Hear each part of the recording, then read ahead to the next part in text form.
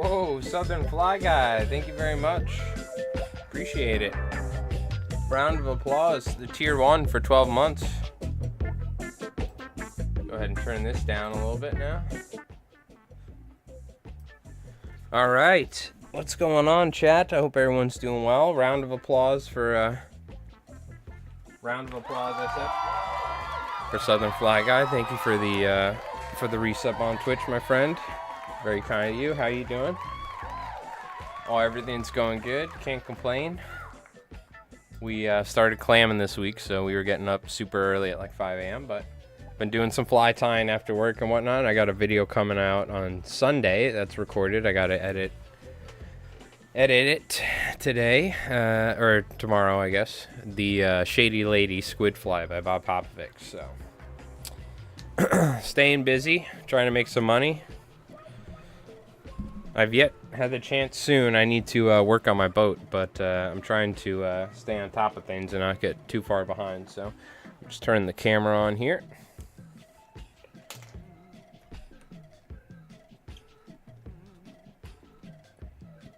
Let's try this out. There we go.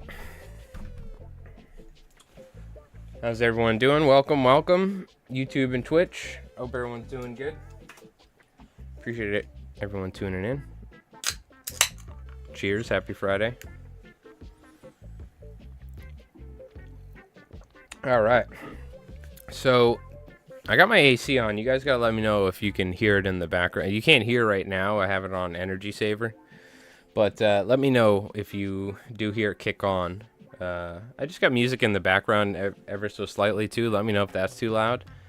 I just want it to be like, you know, just in the background. But it's hard for me to gauge because I'm running through a mixer, like a real mixer with XLR cables. But anyways, hope everyone's doing well. We're going to tie some Sandeel flies because last time, was it last Friday, we went to Montauk and my customer took me out on his contender and we went off Block Island and broke my personal best with like a 22, 23 pound fish. It was definitely bigger than that one that we caught on stream years ago. And that was on a squid fly, the Shady Lady. And then there was giant schools of like 3 to 4 inch sand eels, and they were bright, or like a deep, dark, brightish, like rusty orange brown color. Very and it was, what was crazy is we saw the sand eels schooled up so tight and in giant balls. We thought they were anchovies. If you've ever seen bay anchovies in the fall time, that's exactly kind of what it looked like, but a little darker. And they were balled up super tight. I've never seen that before with sand eels. Usually they're pretty dispersed. You know, they're not like balled up in a giant school. But and there was big bass chomping them down. I mean, we had probably like 40-pound fish following the fly at times, but the biggest we got was like 20, 22 pounds between me and the other, me and Steven. But so good trip, exhausting for sure. But I want to tie some sand eel flies because we're probably going to get the chance to go back out there once my customer gets back from Baja, and so we can we'll have some Sandeel flies prepared for that, and I also need to tie myself some new slammers at some point, so we'll probably do that in a stream coming up soon. We'll tie giant, like 12-inch bunker flies with the Stinner wire in case we want to run a rear hook or something. So that's the sort of fishing, you know, it's anywhere from like 30 to 90 foot, but we were in around 30 to 40 foot of water off block, and the bass were chasing sand eels up. So I had my sinking line and I was getting it down there, and I had to have been at least 20 something feet, but I didn't get any takes down low. It was all surface action. So I wouldn't mind trying to get them down, because we were marking fish. I mean, we were marking like, you know, 130-pound fish at a time. It looked like a cord of wood. The marks were so thick on the screen, and they were all positioned down at like 25 to 40 feet. And then they were chasing the bait up to the surface is what happens. So I particularly want to try and match that sort of color and that size sand eel. Again, it was anywhere from like, I would say probably about, let's measure. Where's the tape measure? Just visually. Yeah, I'd say probably around 4 inches is the size of these sand eels. So we'll use a 2-aught SL12S. I have some other hooks as well. Go ahead and kick that down a notch too. But this should be a pretty appropriately sized hook. And you know what? We're going to go ahead and let me get comfortable where I like it, and then we'll zoom in. Because it's going to be a smaller fly for the most part. It's not going to be pretty big, so.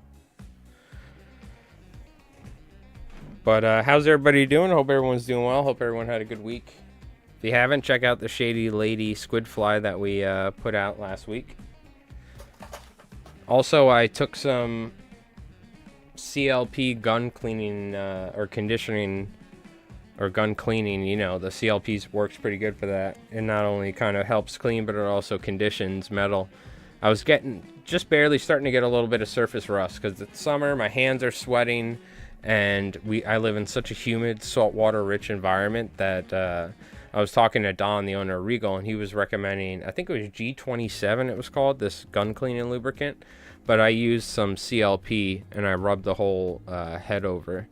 And it cleaned it up, and it's going to hopefully prevent it from rusting. But I'm going to condition it probably maybe even once a week during the summertime, because I use this so often and my hands sweat so much during the summertime because it's just so hot, you know what I mean?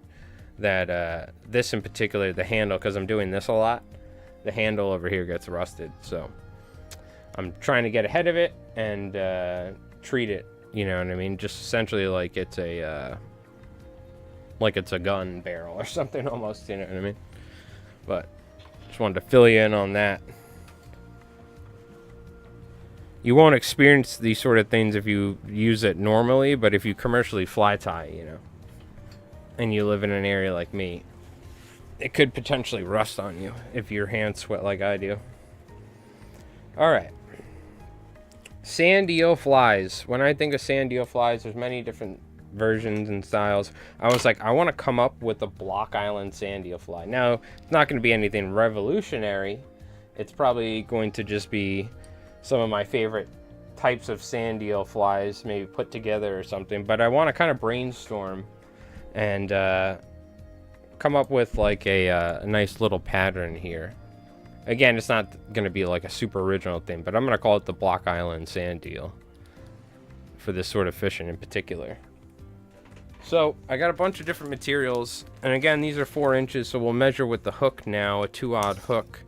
4 inches is right to the back of the magnet. You could be within a little bit longer or a little bit shorter, but it seemed like I was fishing with flies that were like 5 inches. It seemed like they were a little too big. 3 inches were a little too small, you know, is what it seemed like. So we're going to try and go with 4 inches, because that seemed to be like the exact size. Now they're sand eels as well. These aren't oceanic sand eels. They were still fairly decently sized, but they're pretty thin. They're wider than the width of the hook, but not by too much. You don't want to make a sand eel fly that wide.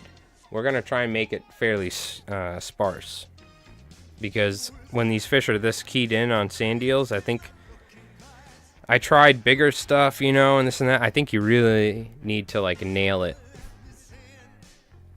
So the profile and all that.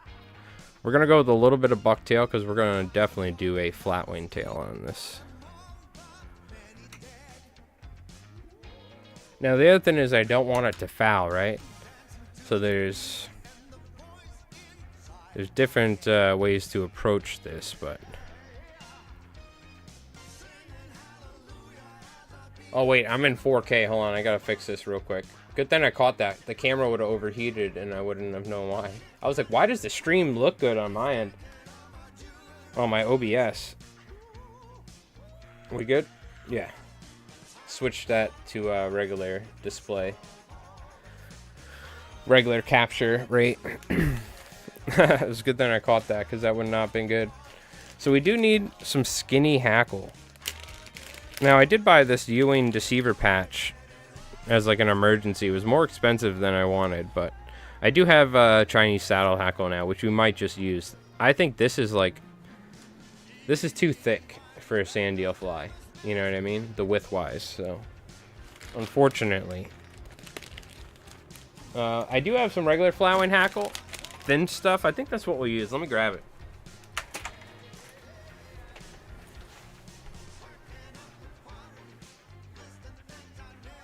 Yeah, we can get away with using some skinny stuff here.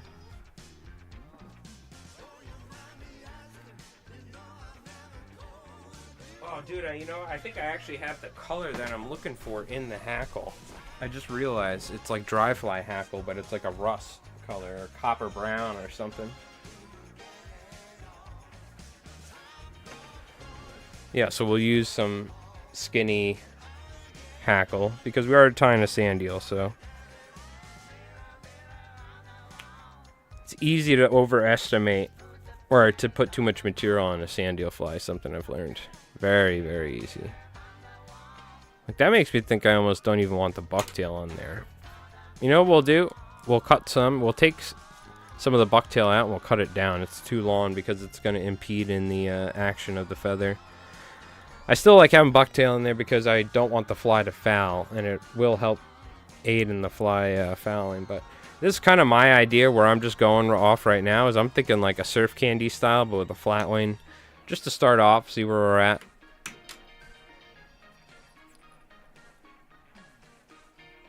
Like, you don't want the fly to foul because you only get a couple shots at times to really, as you pull up, you maybe get 1 or 2 casts before the fish go down and boats are coming and this and that. So you need to make sure that the fly doesn't foul whatsoever. I was fishing a bendback and I caught a couple fish on that. And the great thing about a jiggy or bendback is that the fly kind of unfouls itself. But what I'm thinking to deal with any fouling here would be to go with like a surf candy style for the body portion. Because we could tie this many different ways. We go with a traditional style flat wing, right? But then you still get a slight chance it might foul. But I guess we could tie the bucktail short. I mean, there's many different ways we could go about it, really.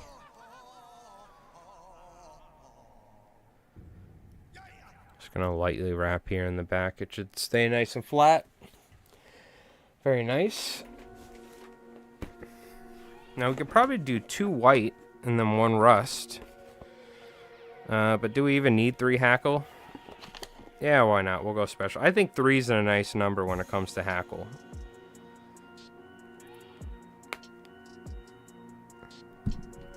We should probably even go a little shorter on this first one. So what we could do is, I'll show you. I'll just retie it, but if I had it right, I could have just pulled it, but... So we'll start off with something like this, if we're gonna tie 2 white ones. And then I'm thinking we go with this as the color. That's kind of what it looked like in the water. This exact sort of color. It was crazy. They were so stacked up. I've never seen Sandeels schooled up in that sort of style. But let me turn the music down a little bit more.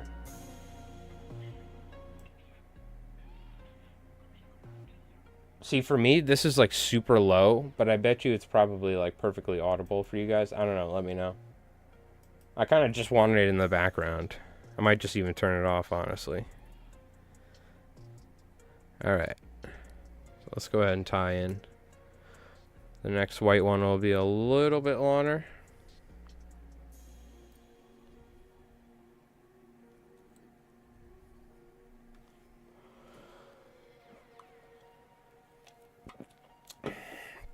Alright. So now flash. I do want some flash, and I kind of like some silver flash for Sandeels. Pearl's nice too, though, but I mean, they do have a literal, like, silver lateral line, right? Now that's something, right? We should probably put a lateral line on this. I didn't even think about that. We probably should. Now there's a couple different options. I think we're gonna go with the classic stuff, though, in silver. Because I never use this stuff enough nowadays. I always use pearl for all my flies. That's what I'm talking about right here. I kind of like that more.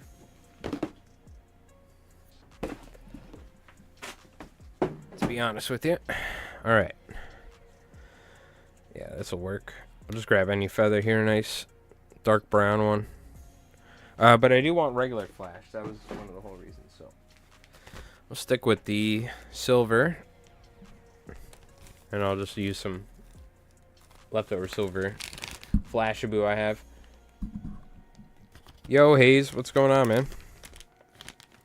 How you doing? Yeah, I saw those flies you tied. They look great. I would just tie some woolly buggers. The dry flies look good. Maybe a little less material on the parachutes, but it was just hard to tell from the perspective. I'm not a trout guy anyway. But those like, those like cricket imitations of the grasshopper. I forgot what they call it, the hopper flies or whatever. The not kinky muddler. The muddler minnow style flies looked awesome. So just tie some woolly buggers. I mean, I really believe woolly buggers are the, you could just catch fish anywhere with woolly buggers. Kind of like the clouser of the freshwater world.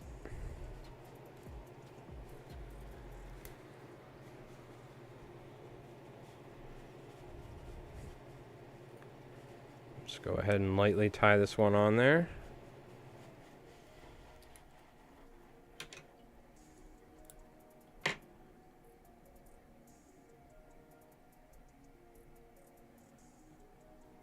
You know what? I need to fix that. Just by lightly wrapping, you can kind of get that feather laying flat, because you put too much tension on it, it'll flare. So we don't want that. And we can put some head cement on here. It's my first try on doing dry flies. I've never used them. Oh, they looked great then. The parachute was a pain to tie. And I had too little of hackle with them. Well, that explains it. For what you explained to me, then they look great in that case. So, yeah. The dry flies, you want to keep them pretty sparse and small, but fantastic, though. It looks great to me. You just hope they will float with some goop. Yeah, that's the thing, though, with dry flies. You got to apply a little bit of that goop stuff or whatever. Dink or whatever they called it. I forgot what it was called. All these. And you got to cast it like... and it dries it out. I do enjoy dry fly fishing for like little brook trout and stuff with like a little size 14. I just tie a size 14 in an olive or gray. All gray usually, with a little bit of rust off the back. I don't even know if there's an insect that looks like that, but I catch fish with it every time. But, you know, it's keeping them floating is kind of annoying at times. I just tie a regular dry fly. I think I did do some parachutes as well, but I was just doing like your classic Adams style fly or something. And just playing a little bit. I have a little bottle of that. I think it was. What's the different? Anyone out there? What do you guys use for dry flies? I think there's a little bottle, clear liquid. It's like a pretty thick stuff, and you just put it on there and touch the fly, and it floats really good. But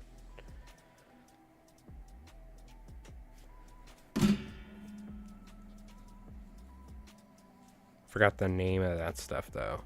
All right, we're gonna go with some body braid here, and because it's the Sandeel, it's a perfect opportunity to use some silver. Because again, I use pearl for pretty much all my commercial tying. You know, it just works so well. But I don't like having some with silver and some with pearl. You know, I try and keep it consistent. But again, we got to keep this sparse. That's the whole name of the game here, is keeping the fly sparse. So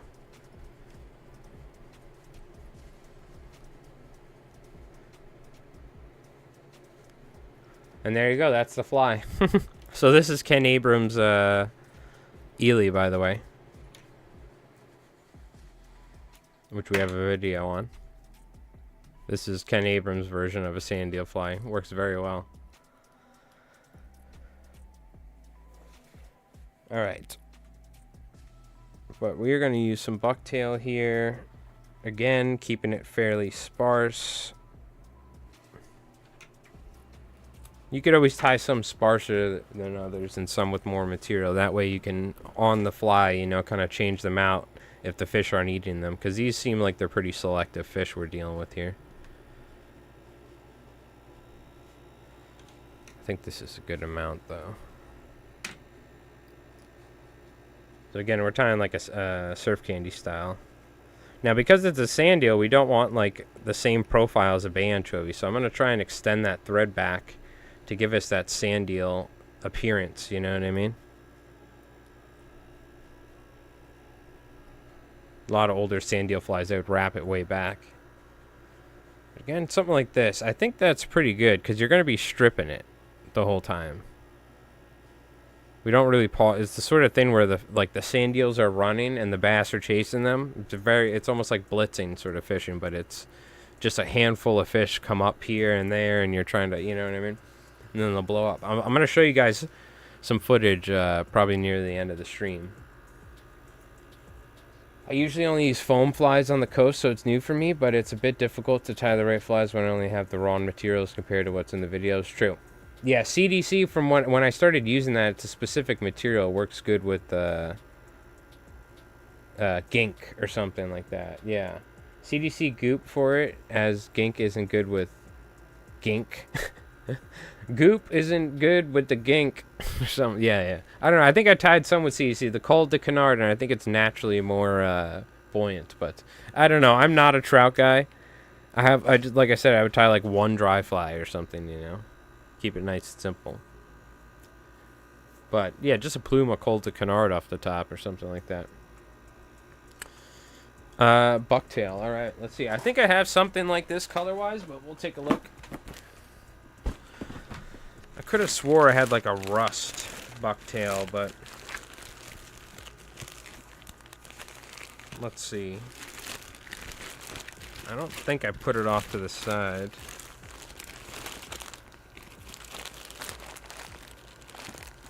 So again, we're trying to specifically focus and like target this with this one color and this one. Like a lot of times Sandeels you see will be kind of tan and stuff, or olive colors work really good, but this really seemed like it was like a rust orange color. So I do have orange, but orange is really too bright, you know what I mean? So I'm pretty certain I have like the exact color. Might be a little off, but I don't think I threw it out, so pretty certain. But I'm not really seeing it, so unless I specifically put it off to the side for this. And I forgot.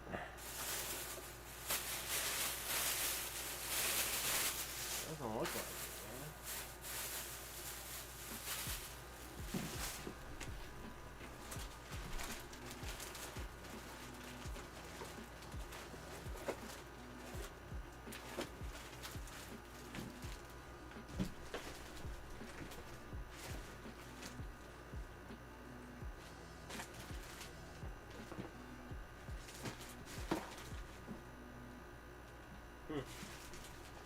Alright, well that kind of sucks. I could have swore I had the right color, but it doesn't look like I can find it. Or maybe I threw it out because it was all used up and I just... A lot of times I'll go through my bucktail box and start chucking them out, but... Yo, what's up, Paul Bridgers? Yeah, I had a great week. I hope you had a great week as well. Yo, what's going on, Mike? Only use the powders for CDC flies. Ah.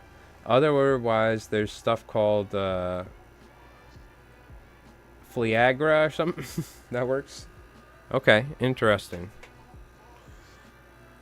Tiemco Dry Magic, I think, was the goop that would be better. Oh, okay. Well, there you go. Someone in Mike Dean YouTube. Oh, wait, I have the chat. Let me turn on the chat. Now, still, I need your guys' opinion. Let me know if I need to make the chat larger or whatnot. I think we were like messing with the font, or if you guys like want background behind it instead of the video. Let me know if you want it a little larger. I can adjust it, for instance.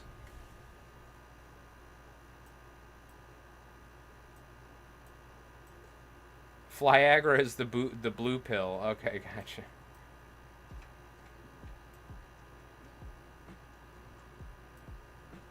I'll make it a little larger. There you go. Now you guys can talk to each other. I might need to make the text a little bigger, but I don't have the thing pulled up now, so I'm not going to mess with it now. But you guys let me know. I need an opinion from like what it looks like on a phone, for instance, or something. It's compared to my OBS. It's perfect. Okay, sweet.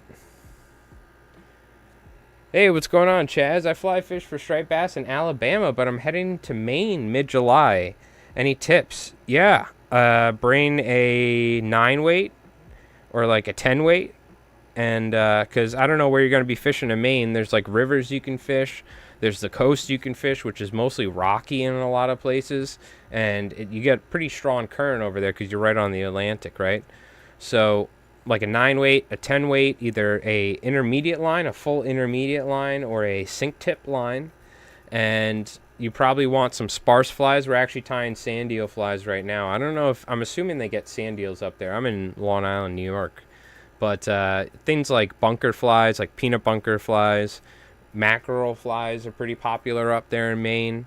There's something called the grocery deceiver, which is really just a big jumbo deceiver. But things like hollow flies, bucktail deceivers, probably 5 to 6 inches. And then you want some stuff that's bigger, anywhere from 8 to 10 or 12 inches. Of course, clousers. So just a good plethora of flies, you know, in general. Any striper flies in general will work. But definitely I would probably recommend like a heavier rod. So unless you're like flats fishing, I know there is flats fishing up there, then you might want a 7-weight or an 8-weight or a 9-weight with a clear intermediate, for instance. But if you're fishing from shore, a lot of it, you know, or from like the river, you know, rivers or river outflows, the coastline with the rocky fishing, you're going to want a decent enough rod to manhandle a fish, you know what I mean? So you don't get broken off or something. Fishing an 8 and a 10, you're perfect. That's like the classic striper setup, is an 8 and a 10, so. Maybe one either floating or intermediate, and then one like intermediate or sink tip, whatever, you know, and then you'll be covered.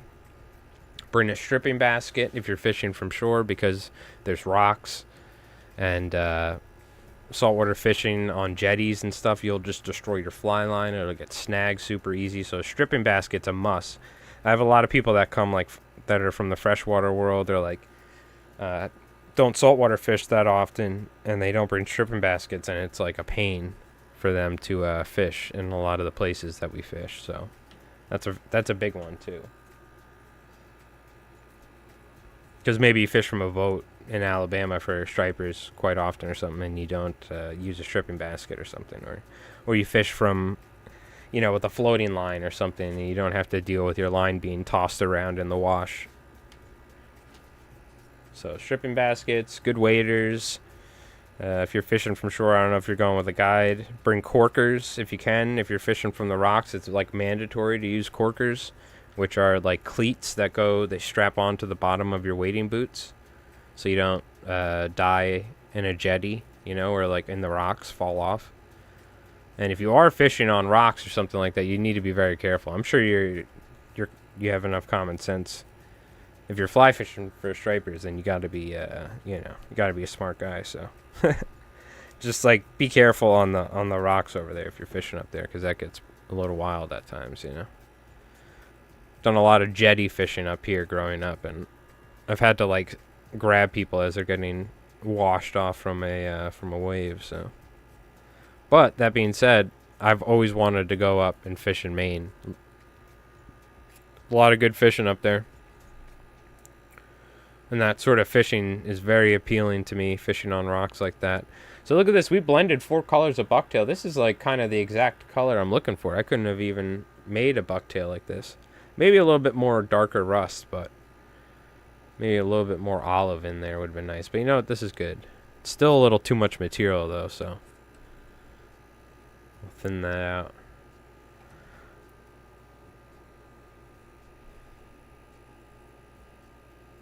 That looks pretty good to me, actually. And again, I'm thinking of surf candy, but very sparse and thin like that, you know? So, probably, man. It's tough. You don't want too much material. You really don't. Try this. Fish creeks a lot here, but deal with the rocks so you use a basket. Okay, good. Yeah, you're pretty well set. I'm trying to think. I don't know anyone up there in particular. I know Jeremy Cameron, what was his name? Flies and Fish or something like that, or like I forgot but he had some cool videos of him fishing up in like Kennebec and the rivers and like throwing grocery deceivers. And I just remember growing up as a kid in the late '90s and the early 2000s, reading articles about Maine and them throwing grocery deceivers. And I think the idea was like the grocery list, like you had a bunch of different feathers and schlappen and hackle, and you had like a big fly that pushed water. What's going on, Mike? How you doing?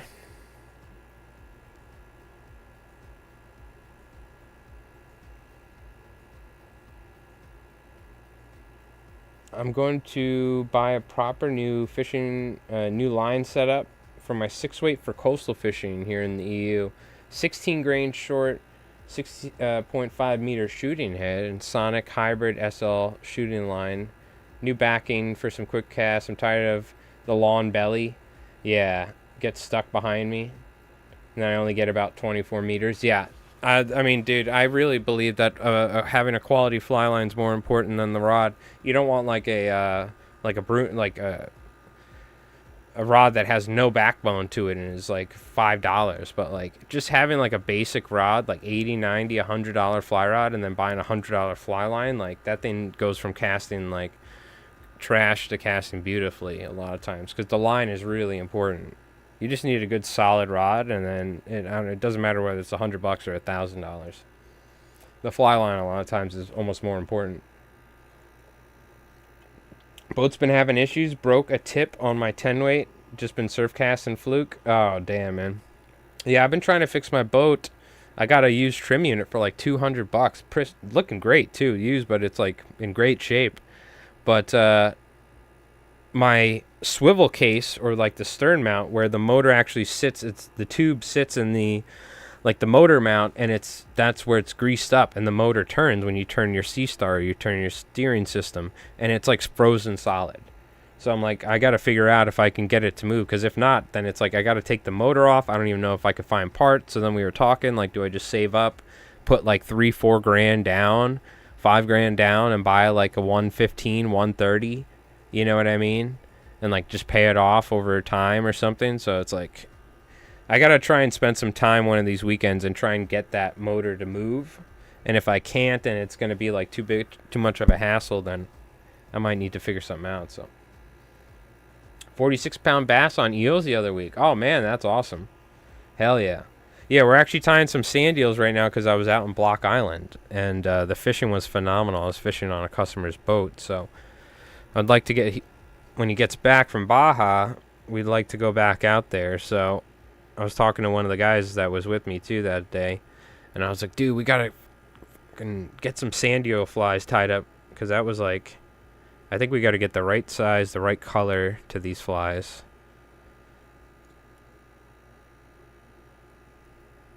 So we're gonna go with some lateral scale here.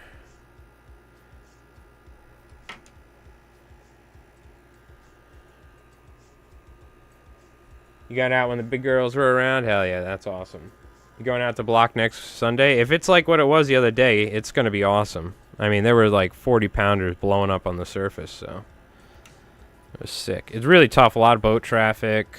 The fishing in general, when it's like that, it's very tough. They come up, you maybe only have a split second, so you really got to know what you're doing. You can't be like running through the fish. You got to anticipate it, you know. Live eels. Gotcha. Hell yeah. Rod isn't really crap. I just haven't set it up properly yet. Yeah. My rod isn't really crap, but I had really bad line before, and the lawn belly, even going to the lawn belly, I could feel a huge difference. It's just not heavy enough, and I need to get all 15 meters of the head out before I'll get some distance. Yeah, a shorter head, yeah, heavier weight, and just a good running line in general. You know what I mean? And work on that double haul. You know, so you'd be surprised. It's it's sometimes I assume, I'm like, oh yeah, whatever. Like some dude came fishing out with me, and I was like, oh yeah, he's been fishing for a while. But like went in the salt, he was starting to struggle a little because of the wind and stuff. And it really is. I'm like, I pretty much double haul every cast and every back cast or forward cast. I'm double hauling like crazy, and I only do two, maybe I only pick it up and 2 or 3 back or false casts the most. Sometimes, mostly it's 2 false casts, and I shoot it out there 80 or 90 feet. So when your rod is tuned up and you know how to cast in double haul and you got a nice heavy head on there, you shouldn't be like false casting 5, 6, 7 times, because you're just going to lose the momentum. And you shouldn't be letting too much line out, because then you're more likely to smack and you're more likely to screw up your loop and all that. So it was interesting taking somebody out, and I was like watching, and I was like observing and seeing. I kind of just assumed like, but growing up fishing only saltwater for striped bass, it's windy every day. It's blowing 20, 30 miles an hour most days. So, especially when the days you have off going fly fishing, it's like, it's just windy every day. It's just how it works. So, you really got to figure it out. Otherwise, you just will not get distance to your casts. So it's tough, but that's where having a good rod setup, and it doesn't need to be expensive. It could be a TFO or a Rise, cheap one. All you need is, a good line and good technique, and you can get it out there. So, all right, let's go ahead. I should have some eyes over here. Let me go grab them. Put some eyes on this thing.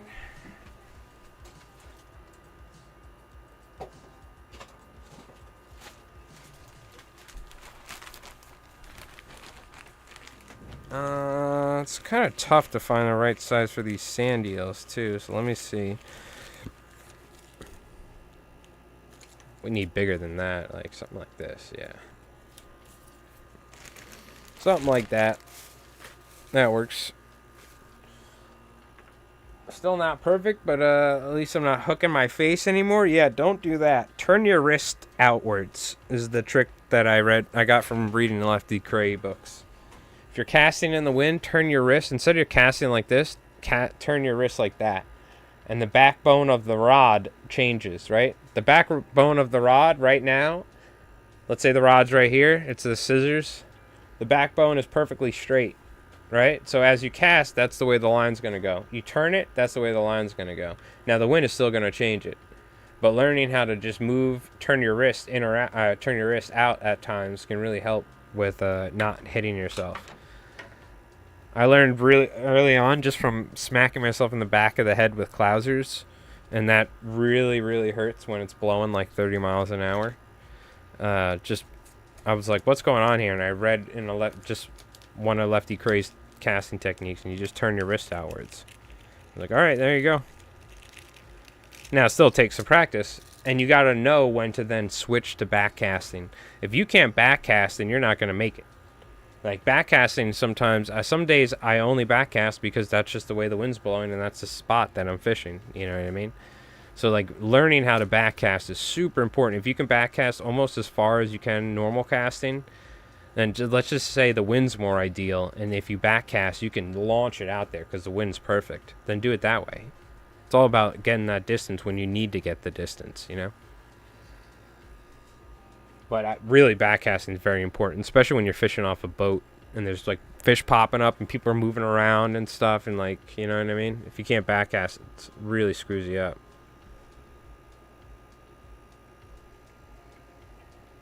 But fishing from shore, the wind always sucks in a lot of times from the best spots that I have access to, so backcasting is like the only way I can fish them.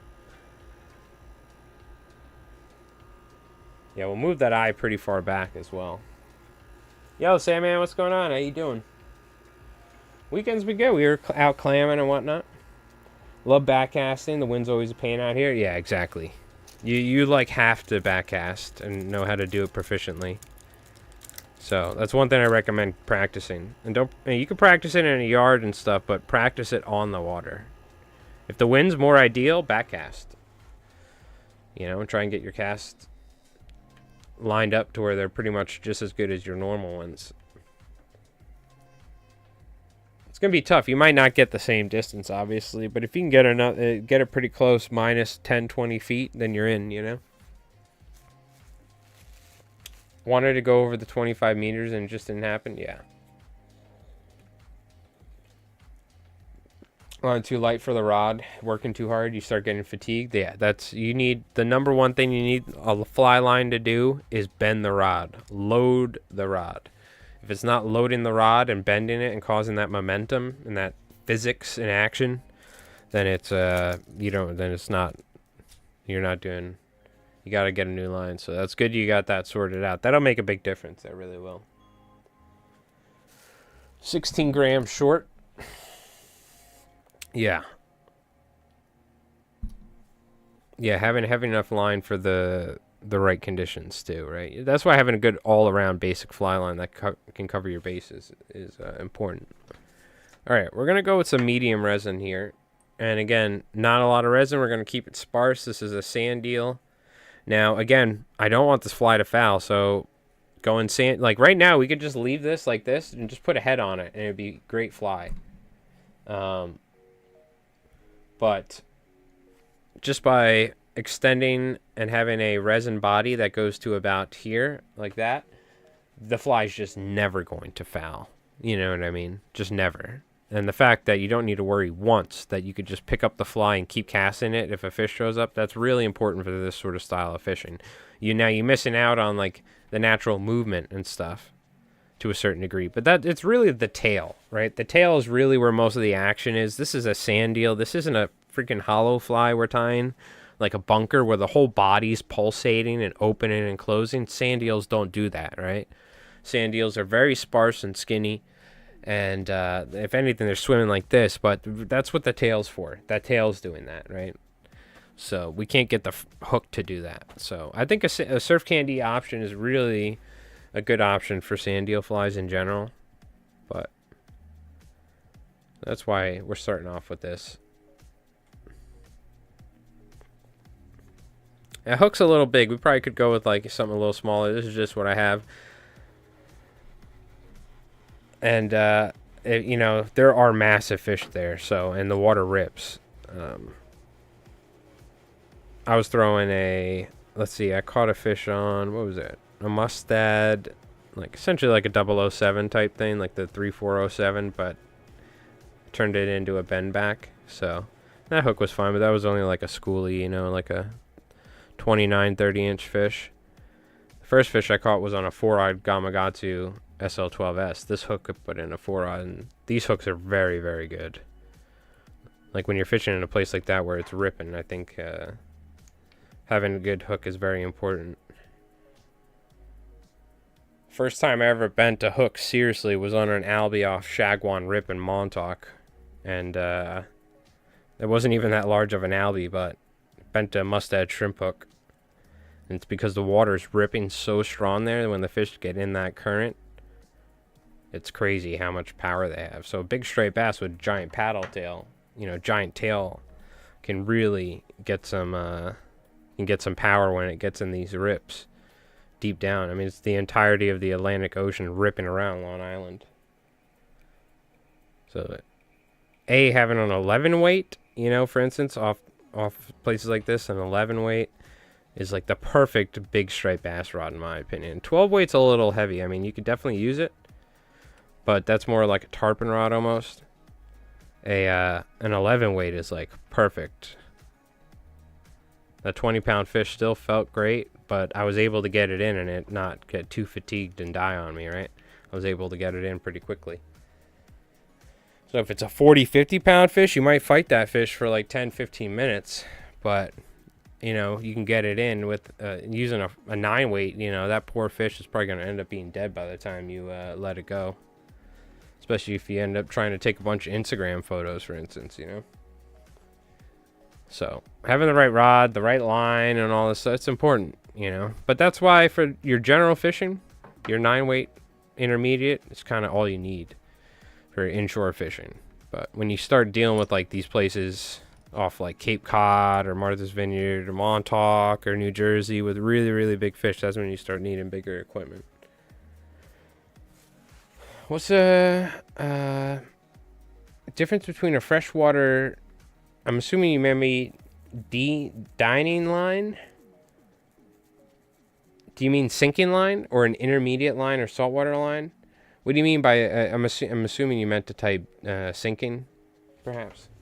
Also, why is the, it's not showing all the chat. Did I adjust this? Let me see.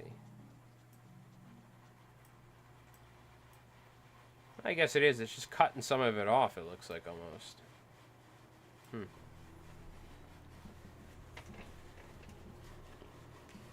Sinking. Yeah, so a sinking line is generally anywhere from like 4 to 5 or even more inches per second, let's say, right? They call it IPS, but like an intermediate line is generally like an inch per second or something like that. So intermediate line is just like a very, very, very slow sinking line, but the whole line itself is a equal amount of grain, so it essentially just evenly kind of slowly sinks for the most part. Well, I mean, the head will have it more grain to it, but the whole line sinks evenly, essentially, somewhat. And like a lot of times, sinking lines will have a sink tip, or you can have full sink lines, but they sink just like much drastic. They sink much more faster than an intermediate. So an intermediate is just like an in-between line, in between a sinking and a floating line almost. You know, where it doesn't float, but it doesn't sink at, you know, like at full sinking line grain, which is like 5 inches per second or whatever, you know, depending on the grain weight. I fish freshwater, but I'll be fishing saltwater, I guess that's what I'm asking about. Like, does it matter if you're using a freshwater line? Not necessarily. I mean, you know, it depends if it's like cold water, warm water, but if you have 8-weight, 10-weight lines, you should be all right, even if they're not saltwater lines. Are they good quality lines? What are the brands? Are they like Rio, Cortland, Airflow? If they're like decent lines with good heads on them, I don't think it necessarily even matters if it's saltwater or freshwater if you're just going for a week or something. Like striper lines in general, they might be a little bit more better in some colder water because we fish in the fall. They might have they might be, in the way that they're made, they might be a little bit more abrasive resistance or like resistant to cracking in the cold or something. And they might be a little bit heavier for shooting through like winds and stuff like that. But I wouldn't go ahead and buy another $100 fly line if you're just going fishing in Maine. So you should be all right if you got good quality fly line from like Cortland or like Airflow or Rio. Because especially if you got like striper lines or something, you know. But I've used freshwater lines in saltwater many times. I've used the Cortland Big Fly line, which is designed for like muskie and largemouth, and I used that for stripers for years. So it was fine.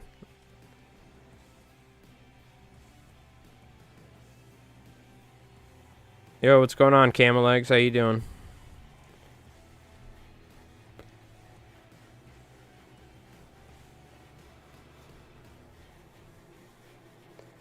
From what I understand, the saltwater lines can be a bit stiffer. Not so gracious presentation. It has another type of coating, yeah. So it's probably a little bit more abrasive resistance, maybe more stiffer so it cuts through wind and whatnot, isn't as floppy. But, I mean, a striper saltwater line is going to be anywhere from $70 to $100. So, I don't know if you need to necessarily buy that if you're just going for a short trip. It really depends on what sort of lines you have right now. If you got, like, largemouth bass lines, I mean, even like I said, that's what I use, and it was fine. But if you're using, like, trout lines, but I don't think you have 10-weight trout lines, so... Even if you're throwing like musky lines or something, I think it'd be perfectly acceptable.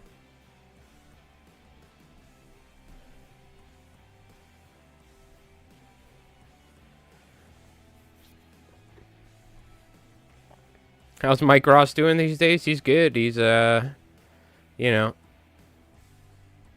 retired somewhere down on a beach in Baja, tying flies for guides. I got him subsidizing.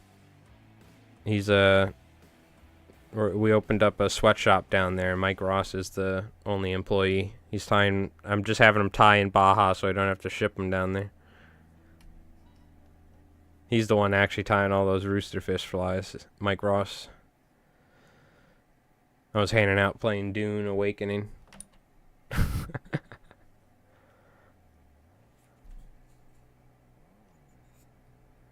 He got caught by the Federales, so I kind of set it up with them. We're splitting the profits, you know what I mean?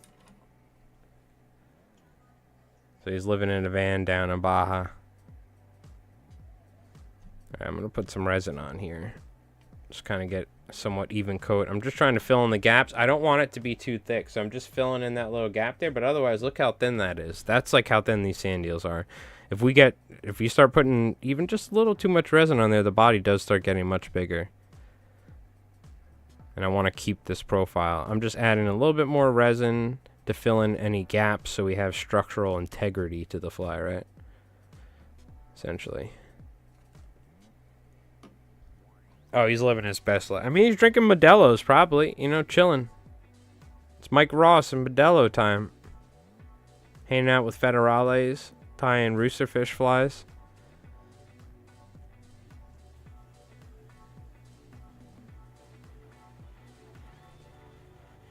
He'll come back one day. I gotta get enough budget for another wig, so. I'm just gonna spread this around here. Fill in the gaps.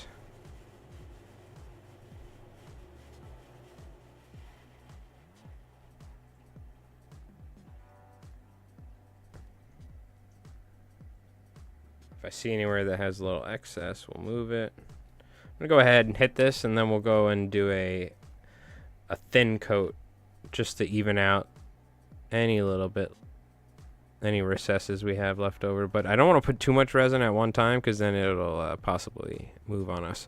And I think we talked about this. Craggerl mentioned we want to keep the light maybe further away. I thought it was maybe not strong enough, and that's why I was moving.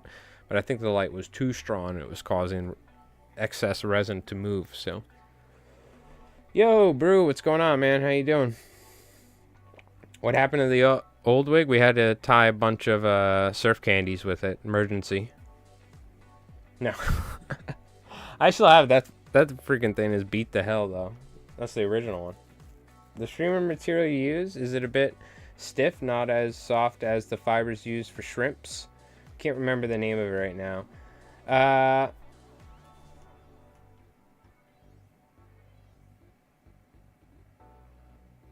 Oh shit, my Nightbot's not working, huh? Okay. Cool.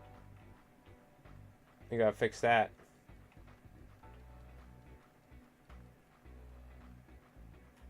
Asking, I bought some and they say I can use it for shrimps. And they say, hey, Hathi flies, but it's stiff like a board, and I don't know if I bought bad quality. Gotcha.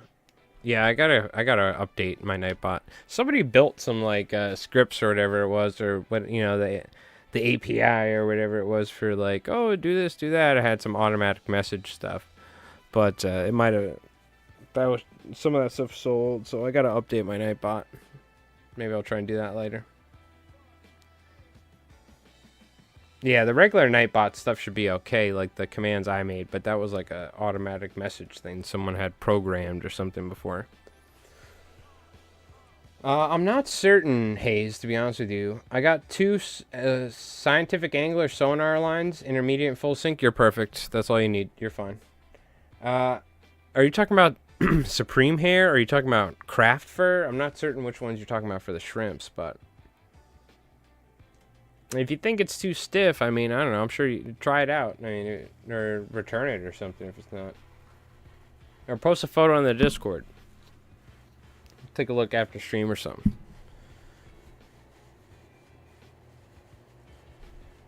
But I'm not sure what you're asking. You just think it's too stiff, or you're thinking...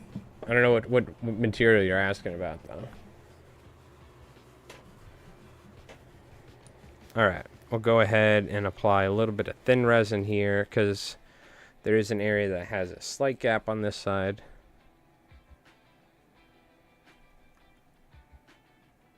And we need to essentially cover the whole fly in resin, because I like having a nice even coat when I change resins. So you don't want it just in the rear or something, or in the top instead of the belly. We're going to cover the whole thing.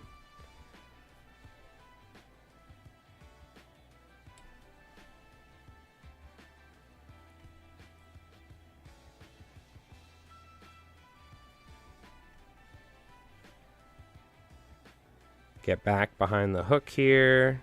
In case we have a gap there, you don't want that gap, because that could be a place where it could crack.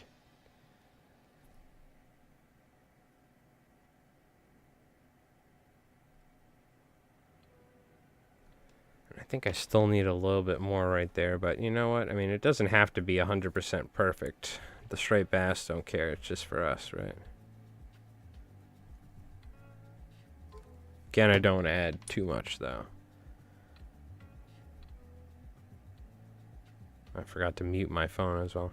Is that you posting it in Discord? Is that what that notification was? I could take a look right now. We'll see what you're talking about. Hold on.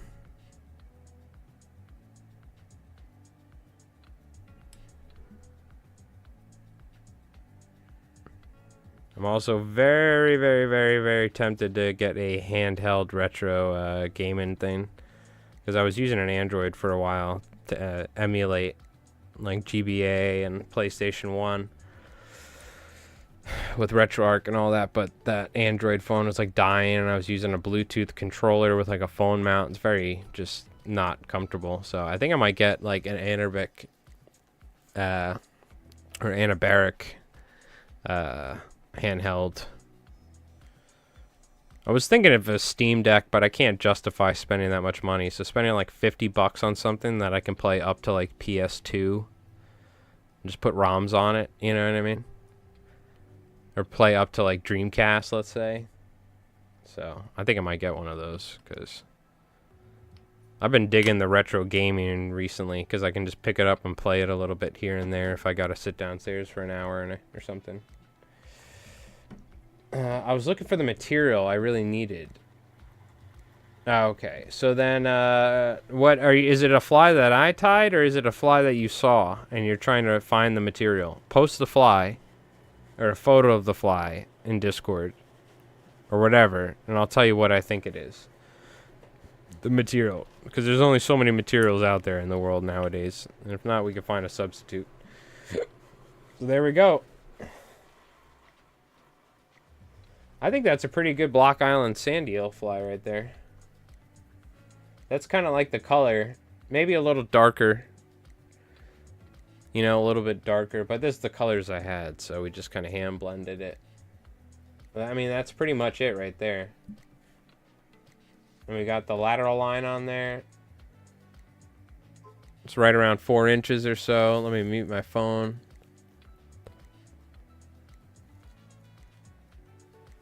It's looking pretty good, though. I like this. We'll do something non-surf candy related next. I'm thinking we do a jiggy, honestly. But what's going on, Jin? How you doing, man? You got some ideas for him? Okay, I like that cat emote, too. Those, like, zoomed-in cat emotes or, like, photos. Very nice. Let me take a look.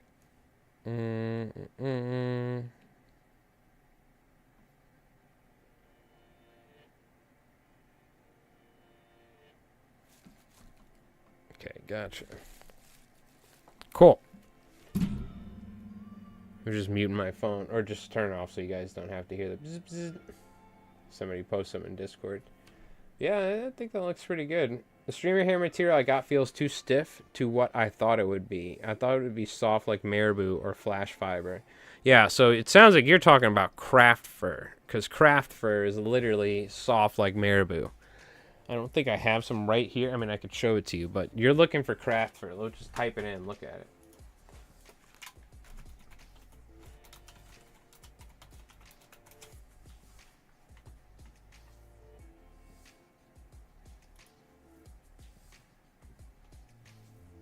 That's what you're looking for. You're looking for craft fur. What you should do is, now you're over there, so I don't know where you'd get it. So not saltwaterflies.com probably. You'd look, but look, I would look for Rainey's if you can find it. Rainey's, in my opinion, is the best quality craft fur you can find. It's so freaking good.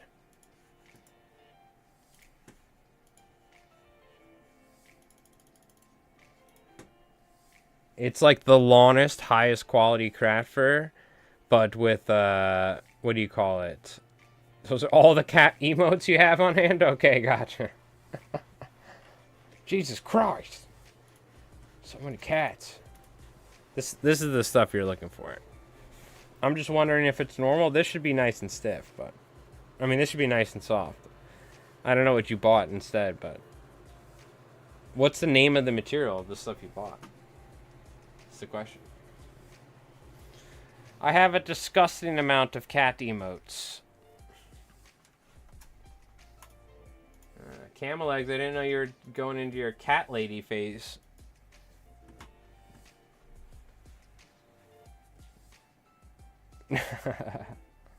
I gotta update YouTube, give you guys some more emotes as well.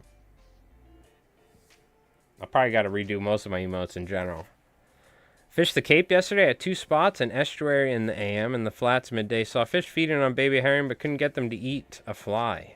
The flats were perfect for sight fishing, but no fish to be found. Oh, man. Well, I tell you what, we're going to be looking at least you got out there. I'm glad you did some sight fishing. I haven't done that yet. Out half a dozen times this season and still fishless. Oh, man. You'll get them. You'll get them. I'm telling you, inshore fishing sucks nowadays. That's just me. That's what I found. If you ain't got a boat and you can't fish in the ocean, it's like, good luck. The past couple years, I've been really struggling inshore. I don't know what it is, but I'll show you guys. Fucking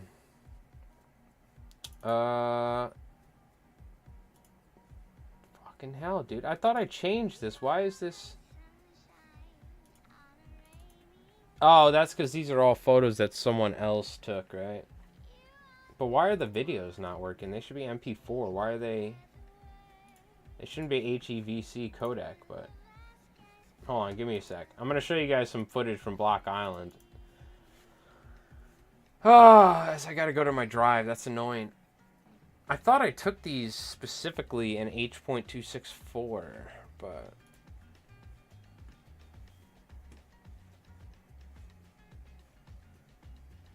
specifically for that reason. Which one's this?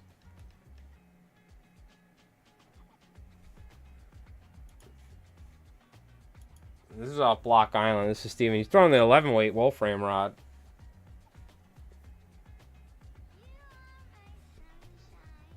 I'll show you we'll save the good ones till the end, but this is sort of fish and they pop up and then they're down. There was like 1 or 2 boils there and then they just went down. Yeah, I finally got that set up. I need to set it up for this screen, actually. But I wonder, can I show you the...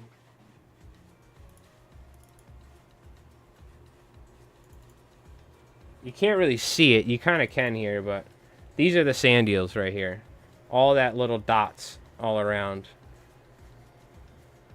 I have not tried fishing for dogtooth tuna only because I haven't had the opportunity to fish for tuna. And I think those are like more of like a Pacific fish.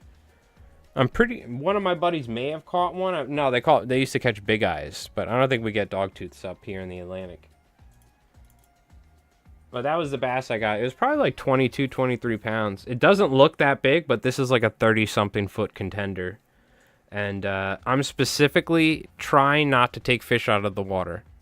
Right? I fought this fish for a good little bit. And you can see there's just right there, there's the shady lady squid fly in its mouth. But, so I was like, just take a photo over the side of the boat. And you know what? It's not as good as taking the fish out of the water. Taking the fish out of the water, you can really see the size. Here, it doesn't look that big. It would have been a way better photo, but I'm sacrificing my fish photos to not kill fish. So, not that we would have necessarily killed it, but look, the chances of like a fish dying go up the more and more and more and more and more you handle it, the longer you fight it. So I just like keeping it in the water, you know. But it was a nice fish. Definitely a nice fish. So you can see here, it's got more shoulders on it there, you know. And like the size of my hands compared. But, you know, it's not nothing crazy, you know. We still got to break the 30 pounds. We haven't done that, so. Which, by the way, eat your heart out, Jeff LaMonaco. This is what a real Sims model looks like. You know what I'm talking about? Look at the stripping basket. Like, I just look like a freaking asshole.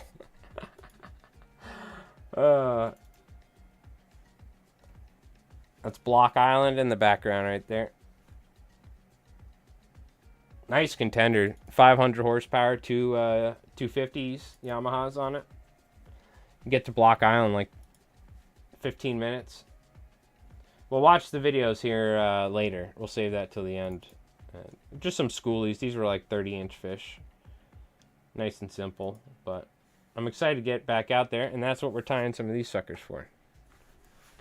Now, I thought... Where's my phone, dude?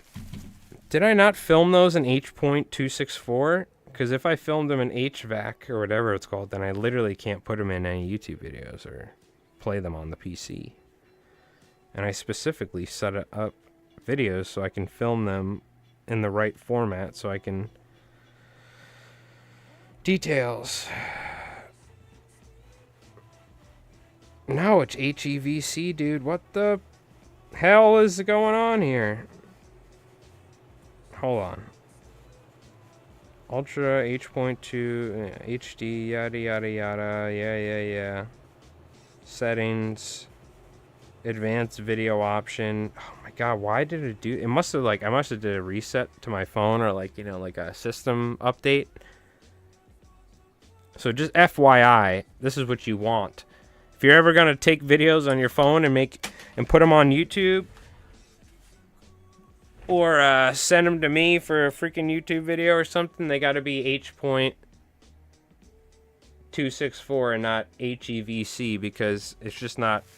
I think you need to spend money to like get a Kodak format or something, but it doesn't work with like my video editing software. It doesn't work with my PC.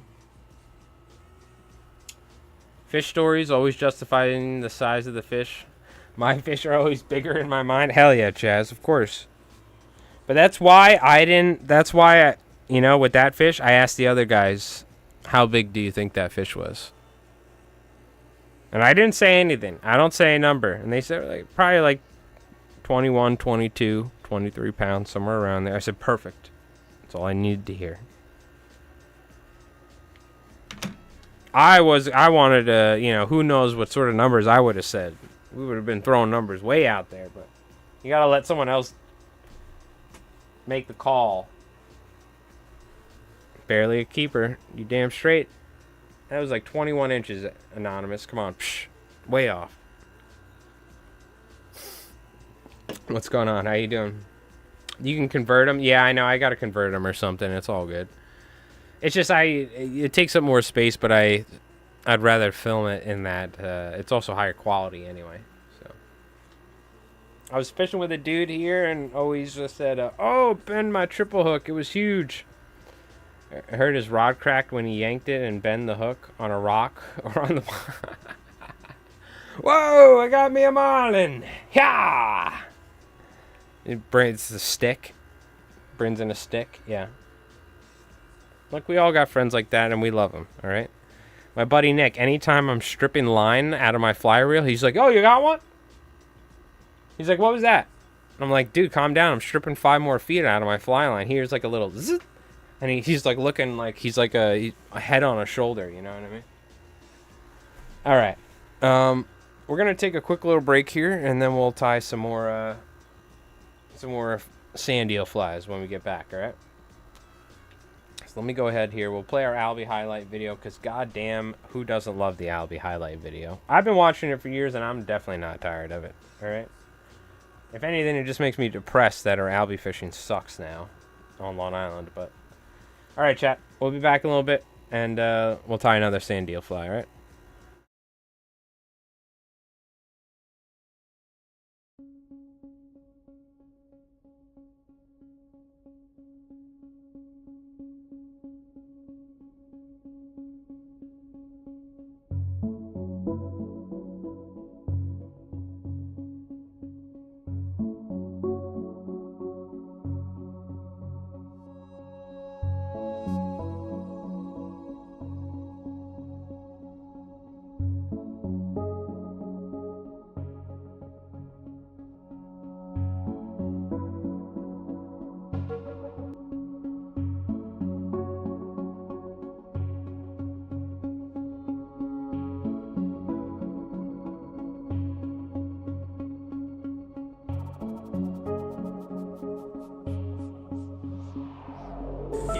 dude. Get it in. Stay tight, alright? Yep, keep it tight. Yeah, dude. Yeah, Aiden. Knuckle buster. Are you good? Do you need me to do anything? Yeah, I might need a ride. Yes. Okay. Hold on, I'm gonna turn now. I'm gonna try and get on the bow. Yeah, get on the bow. Alright, you're doing good. Keep doing your thing. I'm gonna move us away.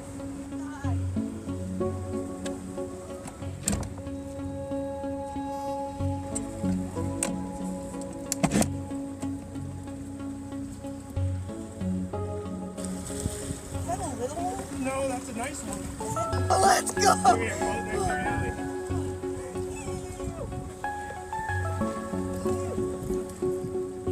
Good job. That's sick.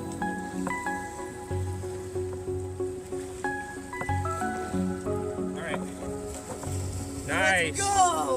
Woo! Albie slap! Good job, dude.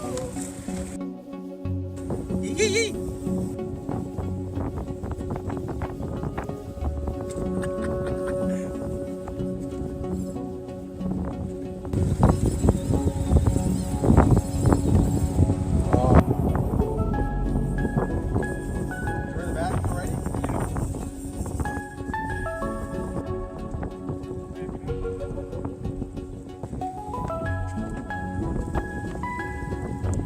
Looking down the barrel of a 12 gauge little tuny, bro. On the alligator too.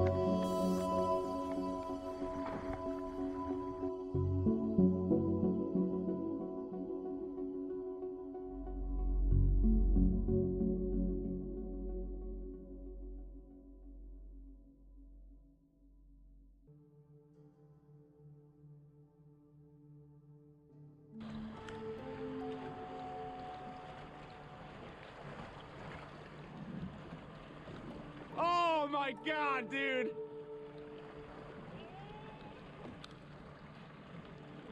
What the fuck?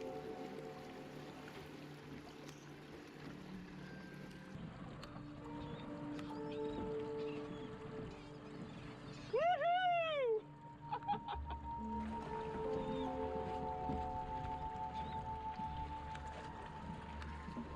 Oh my god.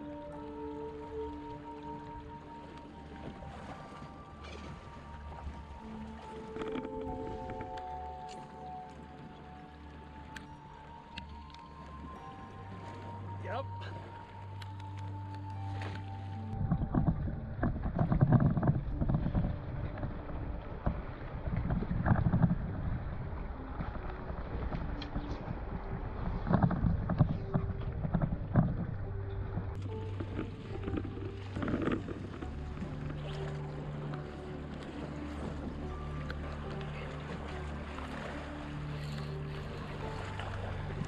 Oh my god!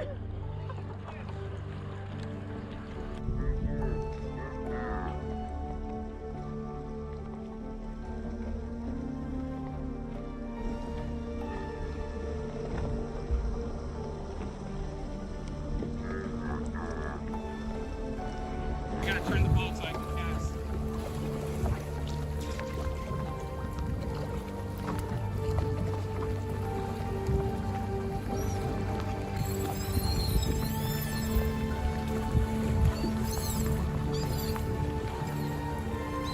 Oh my god, dude!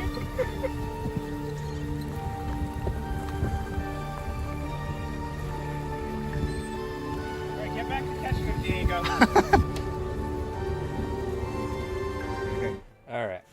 Now that's a Sims model. Yeah, yeah, yeah. All right.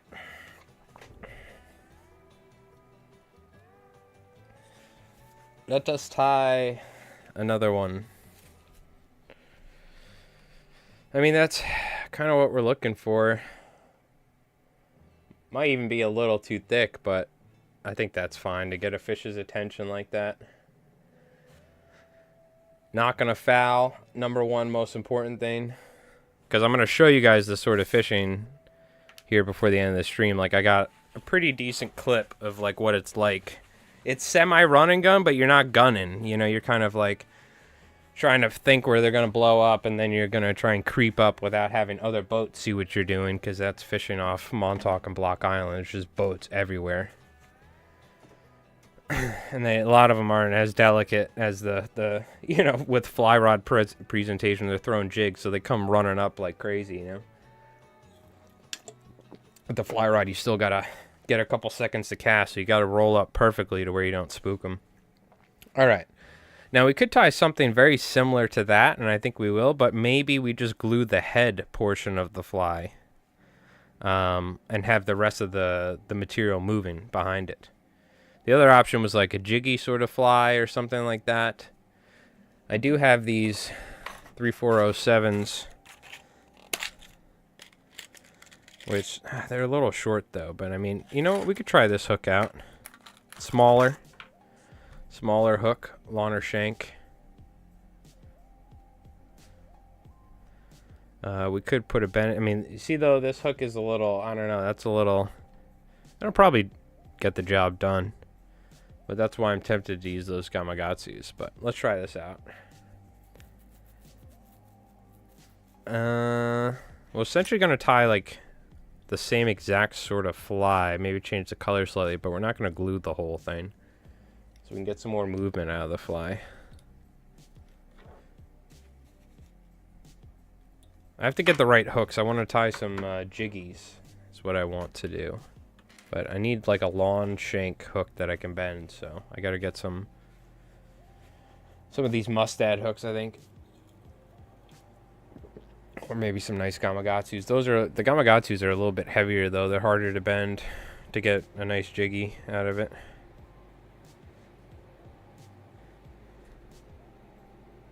So let's see. Again, like 4 inches, somewhere around there. We'll go with again, virtually like the same sort of fly. A little bit of bucktail, flat wing hackle. And I'm curious if I just glue the head on it, if it's going to be fouling, you know, like if we do standard flat wing style fly. It's going to foul on us a lot, so.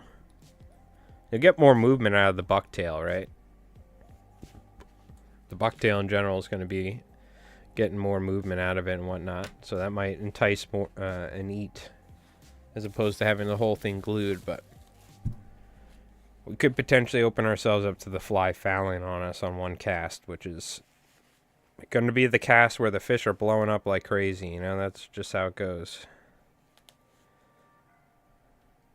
Similar to that sort of albie fishing. Now, in that albie fishing you saw in the video, those fish were up for a while, but there are times where they come up for a split second, you know, and then they're 100 meters, 200 meters away before you know it. So it's very quick fishing. You have to be able to pick up the fly line and drop it right on the boil and where the fish are, and then you may only get one chance every like 5-10 minutes. But you could go catch 28-inch fish all day, but this is how you catch, like, you know, if you're trying to catch 30-40 pound fish on the surface, it's very tough fishing, but it's super exciting, you know, when it happens. You're like, oh man. I'm going to make this one just slightly longer. Just maybe like by 6-7 millimeters, maybe more like 10-12 millimeters. I don't know. Something like that. Same sort of thing though. We're going to go with our silver hackle and all that. Or not silver hackle, I'm sorry, silver flash.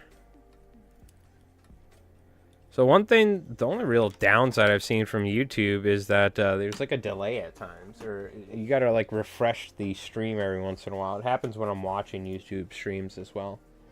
I just gotta refresh every once in a while, or just click on the right side of the screen so it updates, or scooches forward. It's something to do with how the live streaming works, but something I notice from time to time. I don't like how the chat, though, is, like, broken, or it's, like, missing, you know what I mean? I can't see all of it, but... I gotta figure out the settings. I wouldn't mind if it, like, disappears after a little while, too, or something, but... Instead of staying there the whole time. I couldn't figure out that setting, though. I'm using, like, Restream's... they're like chat or something, so I'm gonna go with some head cement here. I'm gonna wrap this down. Should make it nice and durable.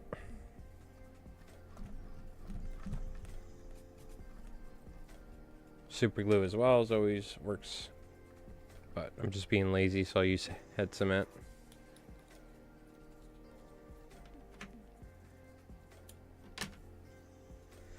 So we'll make a custom blend again. This time we're going to try and go with a darker color. I don't have any brown bucktail. I don't have any like copper rust. So we're going to use olive, tan, and oranges again. But we're going to go with a lot more olive, I think, is what we want to do.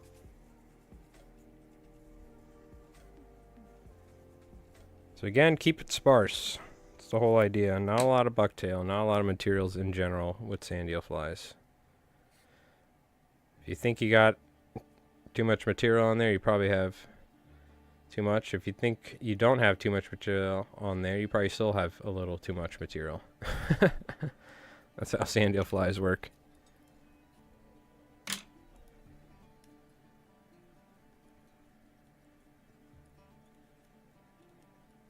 least that's how I found it over the years when I've tied them.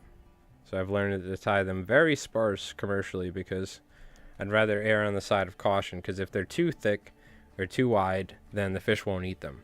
If they're too sparse, they'll still eat them.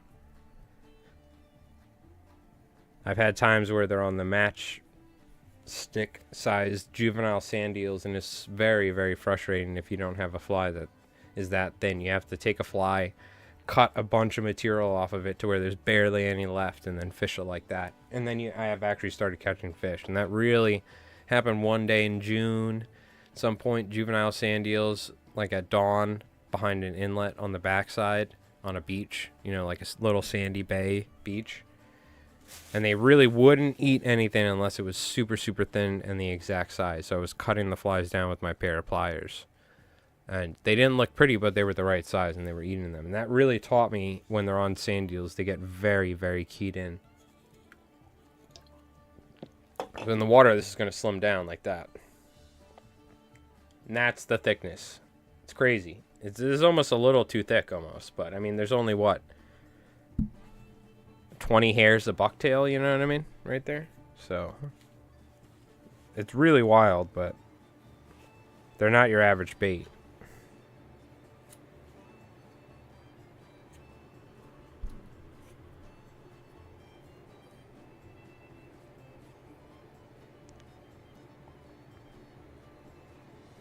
So we'll go with mostly olive, and we're just going to add a little bit of this orange. Go a little bit of this lighter orange, darker orange, a little tan. I'm just taking like 3 or 4 hairs of each color, because the olive's going to be the main color. Now, by ensuring we have a little bit more material on top, ever so slightly, then we're going to help ensure that the fly is going to turn over. But with a fly this sparse, you generally don't need to worry about it. But it's always something to consider. A little bit more material on top helps the fly turn over. Whatever you can do to help naturally kill the fly. And then we'll add a tiny bit of this tan, I think, as well.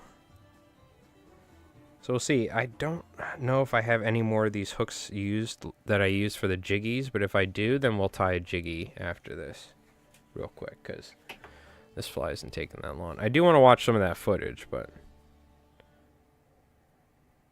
we'll get to it.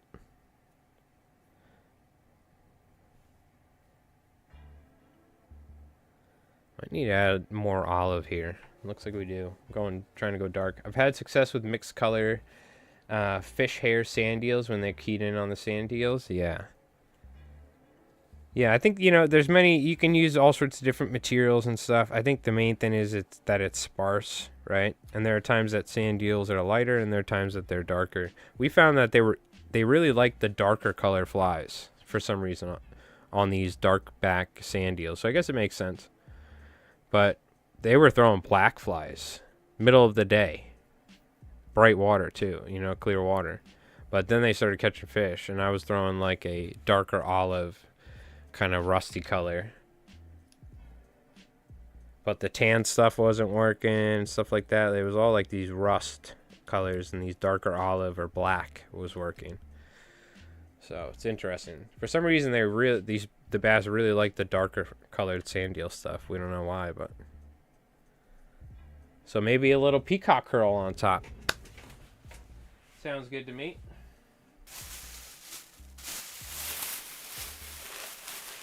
If I can find it, that is. I think it's in the feather thing, but let me check.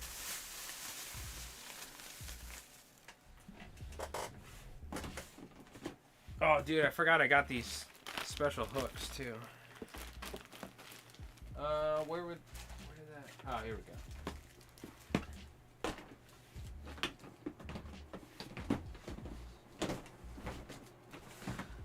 You ready to see the real secret weapons? Remember, we talked about it. So I found these at a local tackle shop, and I said, screw it, I'm going to buy them. And they're literally almost jig size, but we have 1/4 ounce Gamakatsus. 1/4 ounce Gamakatsus. We just take these off. This is for holding a soft plastic. This is literally almost like a jig at this point, but I mean, we're talking about 80, 90 foot of water, right? I'm going to tie a giant bunker fly essentially on this. I don't know how I'm going to do it. Maybe an extension off the back and slammer style hair on this. And then you're not casting the fly anyway. You're essentially just flipping it off the side of the boat. I will say this might be too heavy, 1/4 ounce. But I got them because why not? Who the hell cares? Then we got 1/16 of an ounce. Now this is kind of like almost the amount of weight we put on a slammer. So I was just interested in how these are actually going to work for flies and fishing them offshore for big fish. So, but I'm curious what it's going to be like. So normally you slip a soft plastic on here and fish for largemouth or stripers, whatever, big fish. These are pretty big hooks. So I'm curious. This is going to be fun. We could tie some giant flies with these. You know what I mean? Specifically for fishing off a boat. You're not going to be casting this sort of fly from shore. These are like the sort of giant slammer sort of stuff I'm thinking we're going for. I don't know how the hook's going to work. I don't know how it's going to work in general, but we brought it up on stream one of these days, and I saw them, and I was like, you know what? Or somebody brought it up. Somebody's like, you should check out those Gamakatsus or something. I was like, you know what? Bet. I like it. So we're going to try it out. I would like to tie some of those before I go back out to Montauk. Now, mind you, if they're on sand eels the whole time, I probably won't end up throwing it. But if we're going to fish deep, then I want to throw some of those.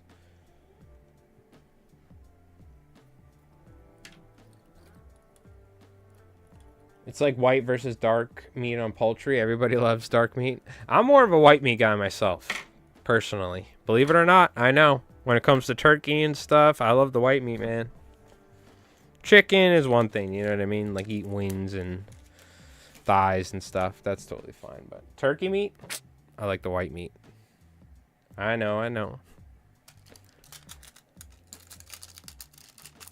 So I want to try gluing the head on this one too and seeing how it works.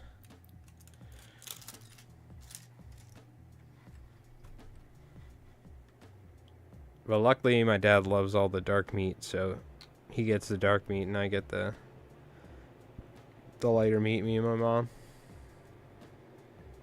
I'll still eat the dark meat. I don't mind eating the legs and stuff, but I'm a sucker for some good turkey breast or something, you know.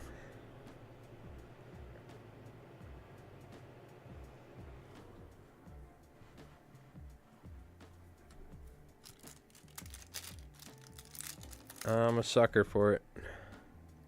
Man, that's like got to be one of my favorite all-time meals. It's just a good Thanksgiving turkey dinner. You know what I mean? With all the fixins. Oof. That's like my death row meal. You know what I mean? Give me a freaking turkey dinner. We used to go to diners and you get like the mini Thanksgiving dinners that you can get where it's like a plate with like turkey breast, mashed potatoes, gravy. I can't talk about it because I'm gonna start getting hungry. So what happens later in the stream? I start talking about food. That's what happens. It's a dangerous, slippery slope. All right, we're gonna glue the head here. And that's all because you brought up meat. Dark meat and light meat. I started thinking about turkey. Thinking about good Thanksgiving dinner. You had to bring up light and dark meat analogies, didn't you? Oh man, yeah, I love it though. That's my favorite right there.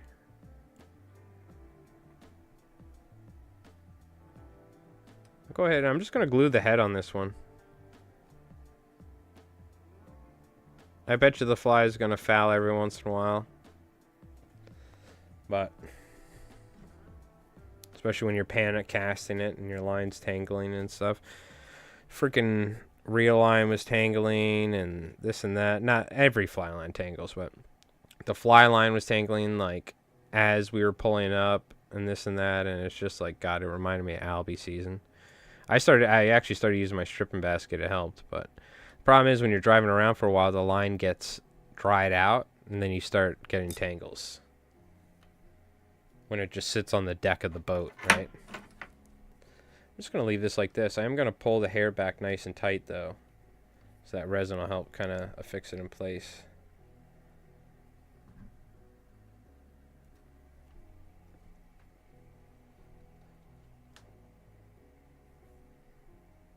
We got that little body braid, silver body braid on the side. Looks nice. I'm just going to tie like a bunch of different Sandeel flies using different techniques and different flies before I go back, you know, and that way I'm just going to have a bunch of them, see what works best, and like start refining the pattern. And again, these are all just flies that other people have tied and different stuff. I'll take different patterns, mix them together. It's not going to be like an original pattern, but I'm going to call it the Block Island Sandeel because this is the sort of fishing that happens like all the time, every year. And I want to refine, like I want to get like the most efficient like fish catching Sandeel fly for this area, especially because I only get so many trips to go out there. I only get to go out there once or twice every year, and this is the sort of fishing where you can get big fish on the fly. So it's like I want to crack the code on these Sandeels essentially. So now we didn't even add the copper this time. We went for mostly white tail. Because I do like having, you know, it's interesting. Sometimes they eat all white stuff, right? Sometimes they eat darker stuff. And sometimes it seems like it's more prevalent. Like one day they're eating more of the white stuff and this and that. So I don't know. I don't know what the right call is, but I think having a darker back is important and having a nice white belly. But flat wings are always my go-to, right? You could easily just do this with just bucktail. You could do it with synthetics. But the flatwings in general there's something to them, especially when you're tying sparser flies, right?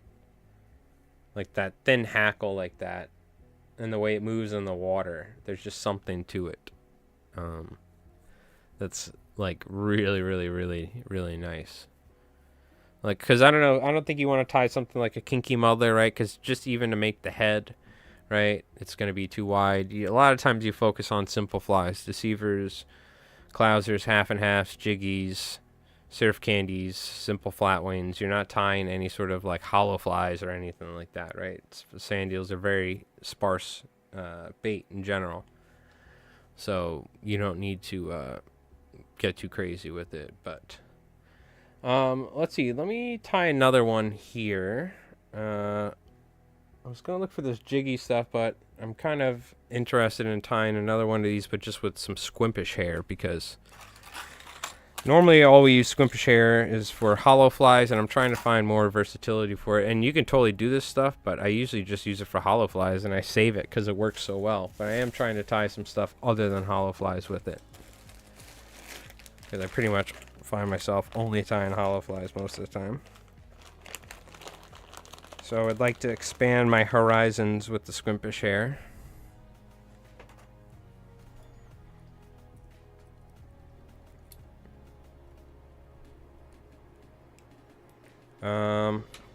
Now how do we want to do it? I think we're gonna tie it almost like Deceiver style, kind of like the last fly, right, that we did. Very similar. I don't think I want to do a surf candy. We could, but I just don't feel like it. So we could do extremely sparse hollow ties, but no, we should do regular ties. We need like a nice brownish. I have so much of this copper brownish color. That's why I wanted to use it, because this is kind of like the color we're looking for right here. A little bit darker than that too. Stuffing, homemade cranberry sauce, sweet potatoes, creamed onions. Yeah, we do stuffing, mashed potatoes, and some sweet potatoes. Corn, gravy, of course, cranberry sauce, biscuits. Am I forgetting something?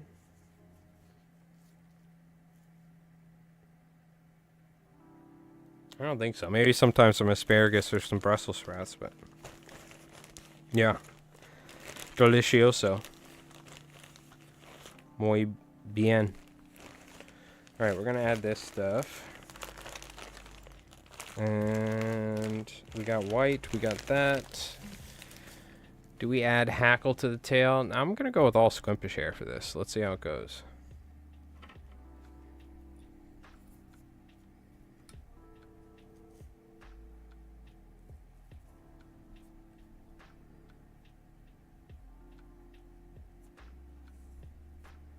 You know what we could do is we could apply a little resin to the tail, kind of like stiffen the tail like a mush mouth. Let's tie like a mush mouth, but with Squimpish hair. Yeah.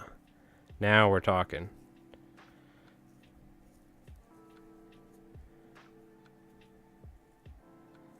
Now we're talking. Could probably just V-tie this, right? Why not? Again, I want to keep it pretty sparse though, so maybe we do it like this.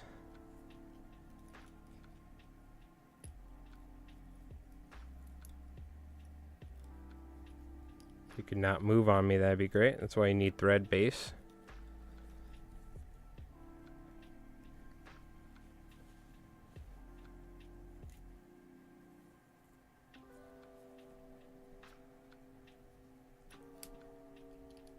Just something like this. And then what we do is, if I had time, I would use liquid fusion, but liquid fusion takes time to dry. So we'll go ahead and use a flex resin. Just apply a small amount of that.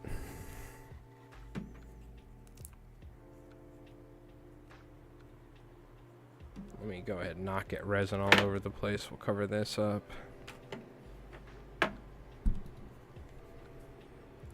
Squimpish hair, pretty much all the white stuff has angel hair mixed in, so I don't know if I need to add. I could add silver to it, but let's try not put in a lot of flash in this and see if, you know, maybe you don't want the flies to be too flashy, right? Like if you're gonna tie a bunch of different flies for a type of fishing too, mix it up. Don't have some that have more flash, some that have less, some that are maybe a wider profile, some that are skinny. That way you can cover your bases. It's this sort of fishing where you need to cover your bases.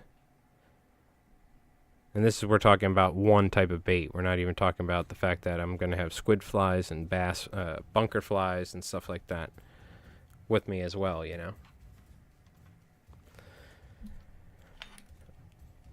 And then I'm going to hold this where I want it. This is going to provide like a spine for the fly, essentially.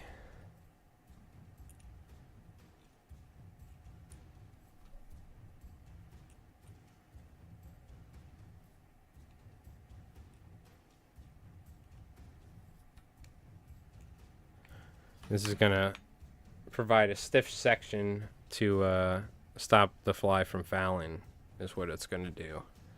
We could probably even extend it a little bit further back. I'm just going to use maybe what's excess sort of stuff here. Just hit it with the light. And this is flex resin, so it's less likely to break. It's got a lot more flexibility to it, and it's not rigid, which I like for this sort of application. It's stiff enough to where it's not really going to foul, but it's also just not going to break if you catch fish, right? Which is important. So now, do we tie this in the front? I think we're going to like V-tie. We're going to work our way up in V-tie. Small amounts, keeping it sparse. Attempting to, at least.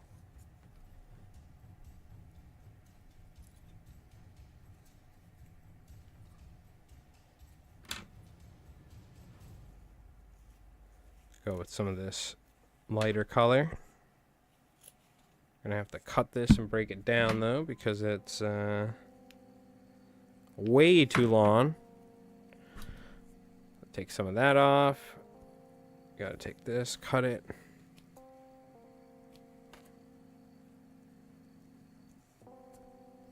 Can actually probably put some of this off to the side and use it on the next tie.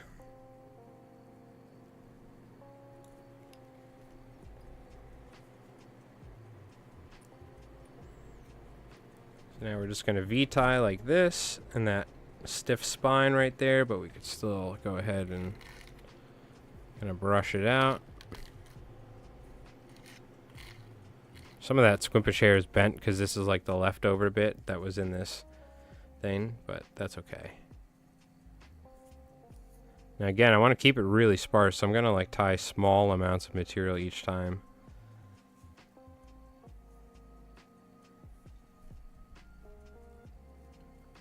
Let me see if I can straighten the squimpish hair. You could probably do it with like a hair straightener, but can I just pull it straight? Yeah, looks like you can. Nice. I learned that with the kinky fiber recently, tying all those, or slinky fibers. You can actually straighten it by hand when you're working with it, which is nice at times. Which I had to do, because you get, where they zip tied it, it gets bent, so.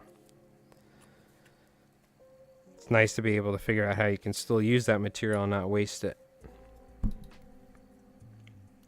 Get every inch of it out of it, you know. So we got to start reducing the length of the hair for sure. I'm actually gonna do that. Put that off to the side.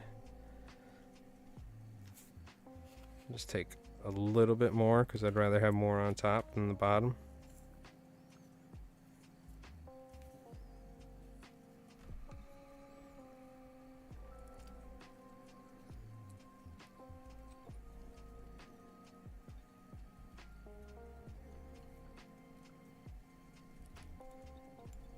V-tie, we just tie it off the opposite side than before. I've done so many YouTube tutorials with V-tying now, it's crazy.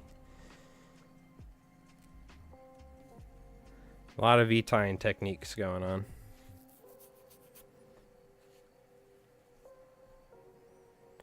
You can go ahead and just move forward and do it again. I'm going to give myself more space here because I don't want to, again, tie too much material, so.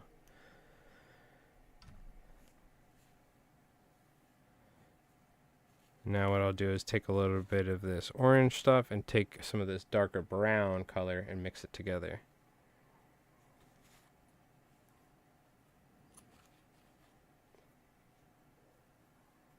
Mix the two colors and try and get a more appropriate Block Island Sandeel color here.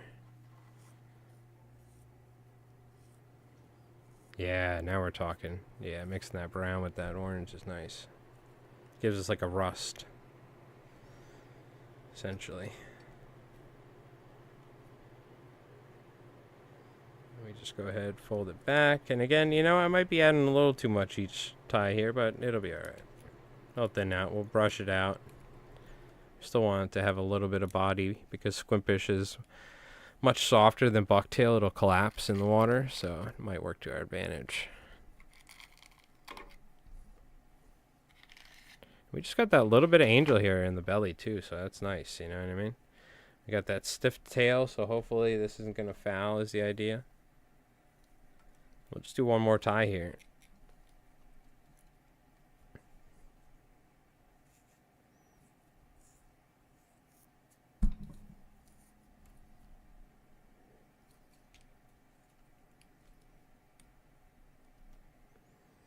Again, we'll go, you know what, let's go mostly brown this time. I am going to add a little bit of orange, but if the hair's too long, I just fold it in half and cut it, and then add it to the stack, essentially. And we definitely don't want the hair to be too long here, because then it will most certainly be more prone to fouling. Take a little bit more and tie that in the belly. Take some orange. So we can, or kind of, this is like a light rust, I guess you could say.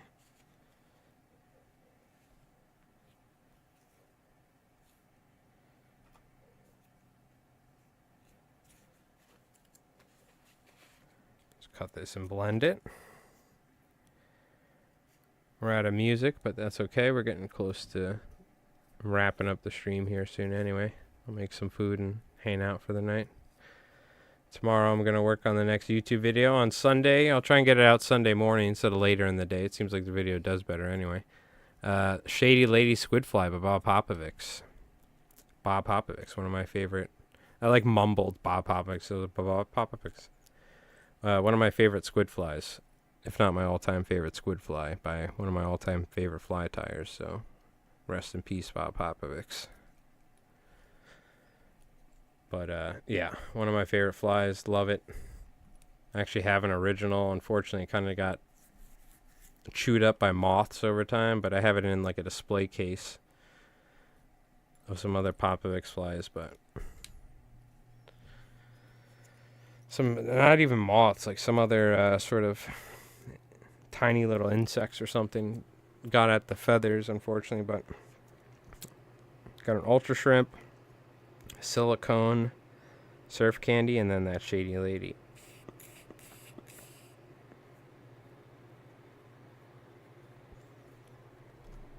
Fortunately, broke the thread, exclamation mark tink. I think it caught the edge of the, where the hook is pressed together to make the hook eye is what happened, so it's all good. We wrap back pretty far for this anyway. You find that where the hook eye meets, or where they bend the hook to get the hook eye, you'll get those sharp edges. Oops. Really fumbling the bag here, huh? You ever heard of the Halloween fly? I don't think so, maybe. I remember we tied the Halloween fly. It was just a clousie that was black and orange. That's what I always called it, but what's the Halloween fly?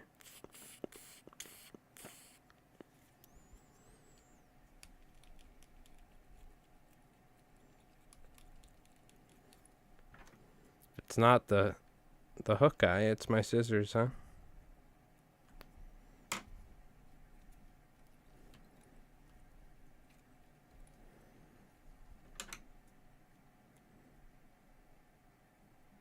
Just clean up some of those shorter squimpish hairs.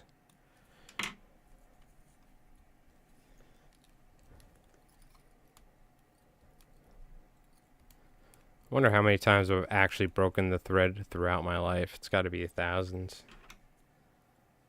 Between just recreational fly tying and then commercial fly tying over the course of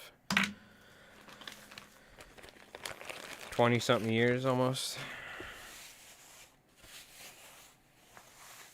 Over 20 years now. It's like 24, 25 years I've been tying. All right. Gonna have to vacuum after this stream. I've been doing some time, but not a crazy amount. I got wrapped up with all the rooster stuff, so now I'm catching up on some striper orders, and I have a guide who went down to Baja, used my flies, and caught some rooster fish, and ordered some of these rooster fish flies for fishing for stripers. So nice guy. It was, but so we're gonna have to whip some of those up. So I'm going to be tying again here soon. Getting back on the wagon.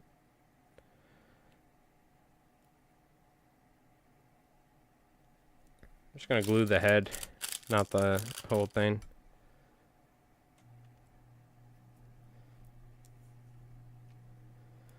Yeah, that AC's kicking on. It's getting hot in here. Whew.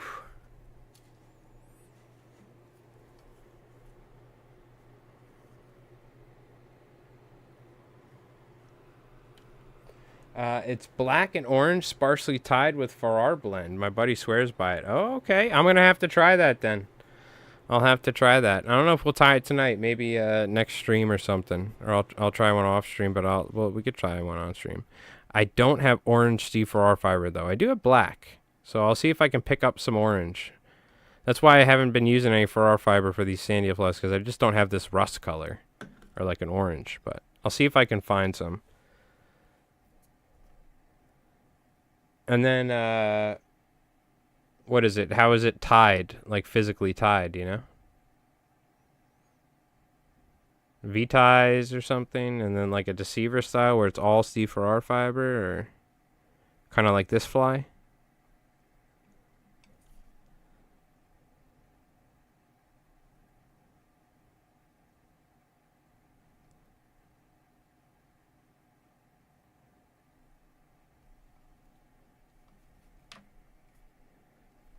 We'll hit it with 2 coats.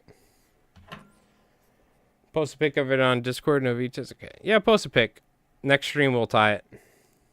I'll see if I go. We'll probably go live again before Friday. I don't know, at some point. I'm streaming during the week, Monday through Friday, but I mean, I'm working during the week, Monday through Friday, clamming and fly tying after work, but so this fly is definitely more. This fly's got way more body to it, but you know what? Maybe we want a fly that's not like 100% perfectly sparse like the Sandeels. It could be a little bigger, but still small enough to where it's reasonable. You know what I mean? Maybe this will get the fish's attention. So this is what I said when we want to have like variety in our fly box for these sort of trips, where we know that there's the sort of fishing where they might be very keyed in on a particular type of bait. Maybe these Sandeels, you know, you're traveling somewhere and you're going, you've seen Sandeels before. Maybe these Sandeels are a different color. Maybe they're bigger.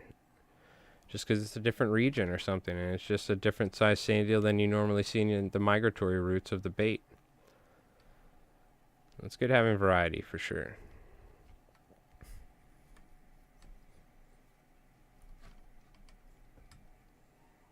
I posted a video of the material I got, and it took ages to transfer from my phone to the PC through VT, but I was too lazy to get a cable connected. Gotcha. Oh, Bluetooth. Yeah, we'll take a look before the end of the stream. I'll take a look. See what you're talking about. You want to know what it's called or something? Are you trying to see if you could use it? I'm assuming what you're talking about is craft fur. That's what it sounds like synthetic material that's soft like marabou, you know? It's really the only thing I can think of. That it would be like marabou, but clearly not what you got. Let's take a look.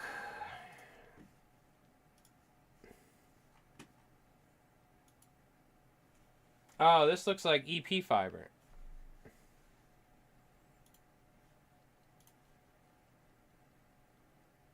Streamer fiber. This kind of looks like EP, maybe a little stiffer. I would say it's almost more like fuzzy fiber or kinky fiber. But yeah, you could use that for shrimps. I mean, you know, if you're thinking about shrimp flies. Oh, okay, so this is kind of tied like a raised fly. I guess that would be a good way of describing a raised fly or something. Okay, cool. I gotcha. Yeah, it could be used for streamers. You can essentially tie this sort of fly, except it won't, like this is EP fiber and it's much softer, but you can tie that sort of fly with like V-ties. Where you could take that material and just tie it on there. You could tie surf candies with that sort of material. You know what I mean? A lot of times synthetic flies, we're not using the material because it necessarily even has movement to it. So you could definitely use that. And what you would do is you could either V-tie it, you could tie it straight on, like instead of like how we tied this fly, you could tie with that material. Just use less of it, and so you don't end up building up too much of it. But you're gonna have to mess around with it and try it. But yeah, it's fine. Like squimpish hair, we want it to be nice and soft, right? To have movement, and that's the whole point. But if we're using something like the kinky fiber or like fuzzy fiber, things like that, that's kind of similar. I would say that's stiffer than kinky fiber or slinky fiber, but it's very similar, I would say. So V-tying it, just tying it on there traditionally, go for it. Try it out. I think you'd be surprised. Or using it for for shrimp flies. May not have a ton of movement, but a lot of times synthetic material doesn't have a ton of movement. You know what I mean? That's just kind of how it is. So, all right, we got 3 nice Sandeel flies tied up. Not too shabby.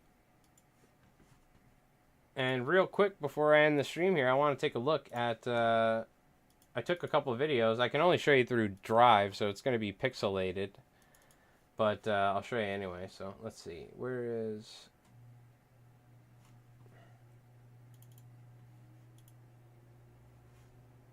Oh, yeah, this is the good part. I edited it so you can kind of see it, but. So some of the fish here, they could be 20 to 40 pounds. There's probably some 30-inch fish as well, but some of these fish jumping out of the water are huge.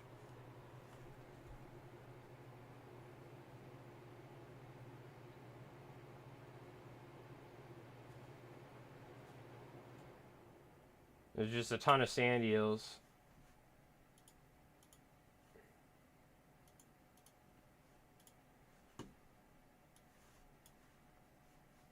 You can see them splashing out of the water right there. Let me see if I can find a better.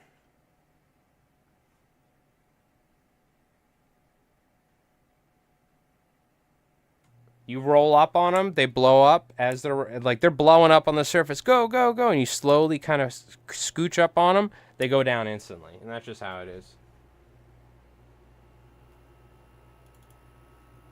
Yeah, here we go.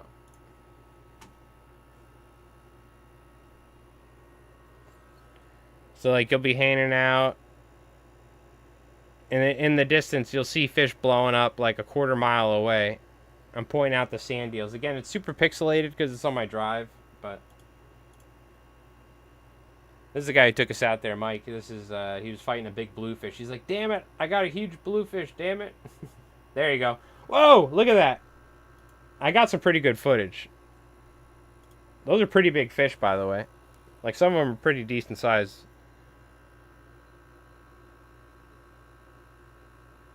That's like hundreds of feet away, so bass jumping out like that, that's a pretty good size. So you'll see that they blow up for a sec. Now they're 100 feet over this way, for instance. Now we're going to roll up, or try to.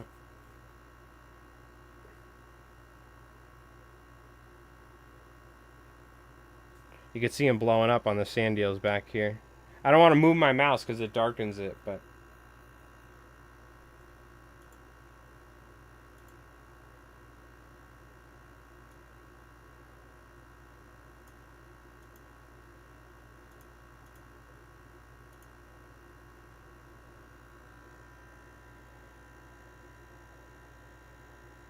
And then we're just hanging out. Boom, they blow up right in front of the boat. That's why you got to be super quick. Steve gets it right in there.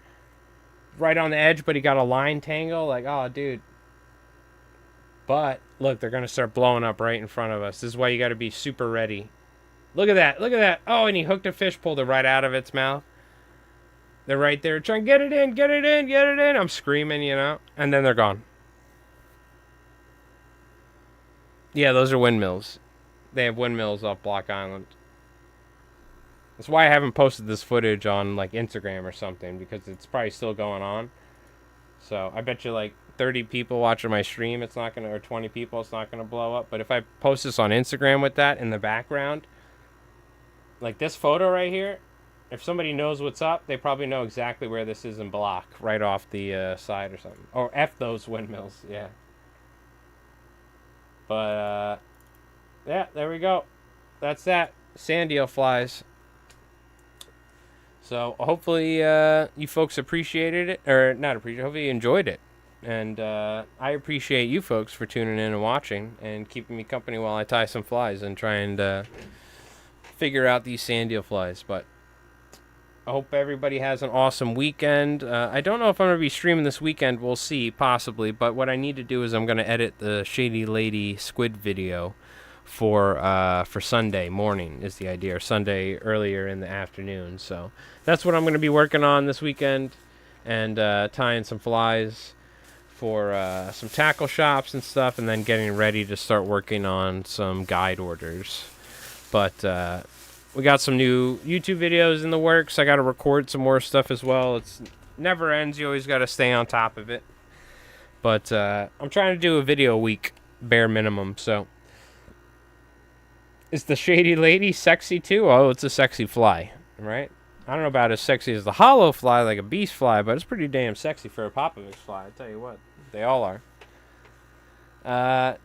Might try and tie some Sandeels with the stiff material I got and fake hair plugs. There you go. Hair plugs. I've never have had anyone refer to hair extensions or materials. You got actual plugs? Damn, bro. All right. Well, thank you so much, chat. Everybody watching on Twitch, thank you so much. Everybody watching on YouTube, thank you so much. Appreciate you folks. Follow the channel on Twitch if you're new. Subscribe on YouTube if you're new. But we'll see you soon. And Shady Lady, I'll post it in Discord and whatnot. And obviously you can join the Discord and post flies, photos, and stay in touch with everybody. And I'll post stuff in there from time to time. Keep you folks in touch as well, or updated. So, is the name from the Shady Inn? I don't know. It very well could be. I don't know. It's called the Shady Lady. I don't know the name, reason behind it. I'll have to look up in Pop Flies and see if he talks about why he named it that. But so, anyways, you guys have an awesome night. You take it easy, and peace. Later.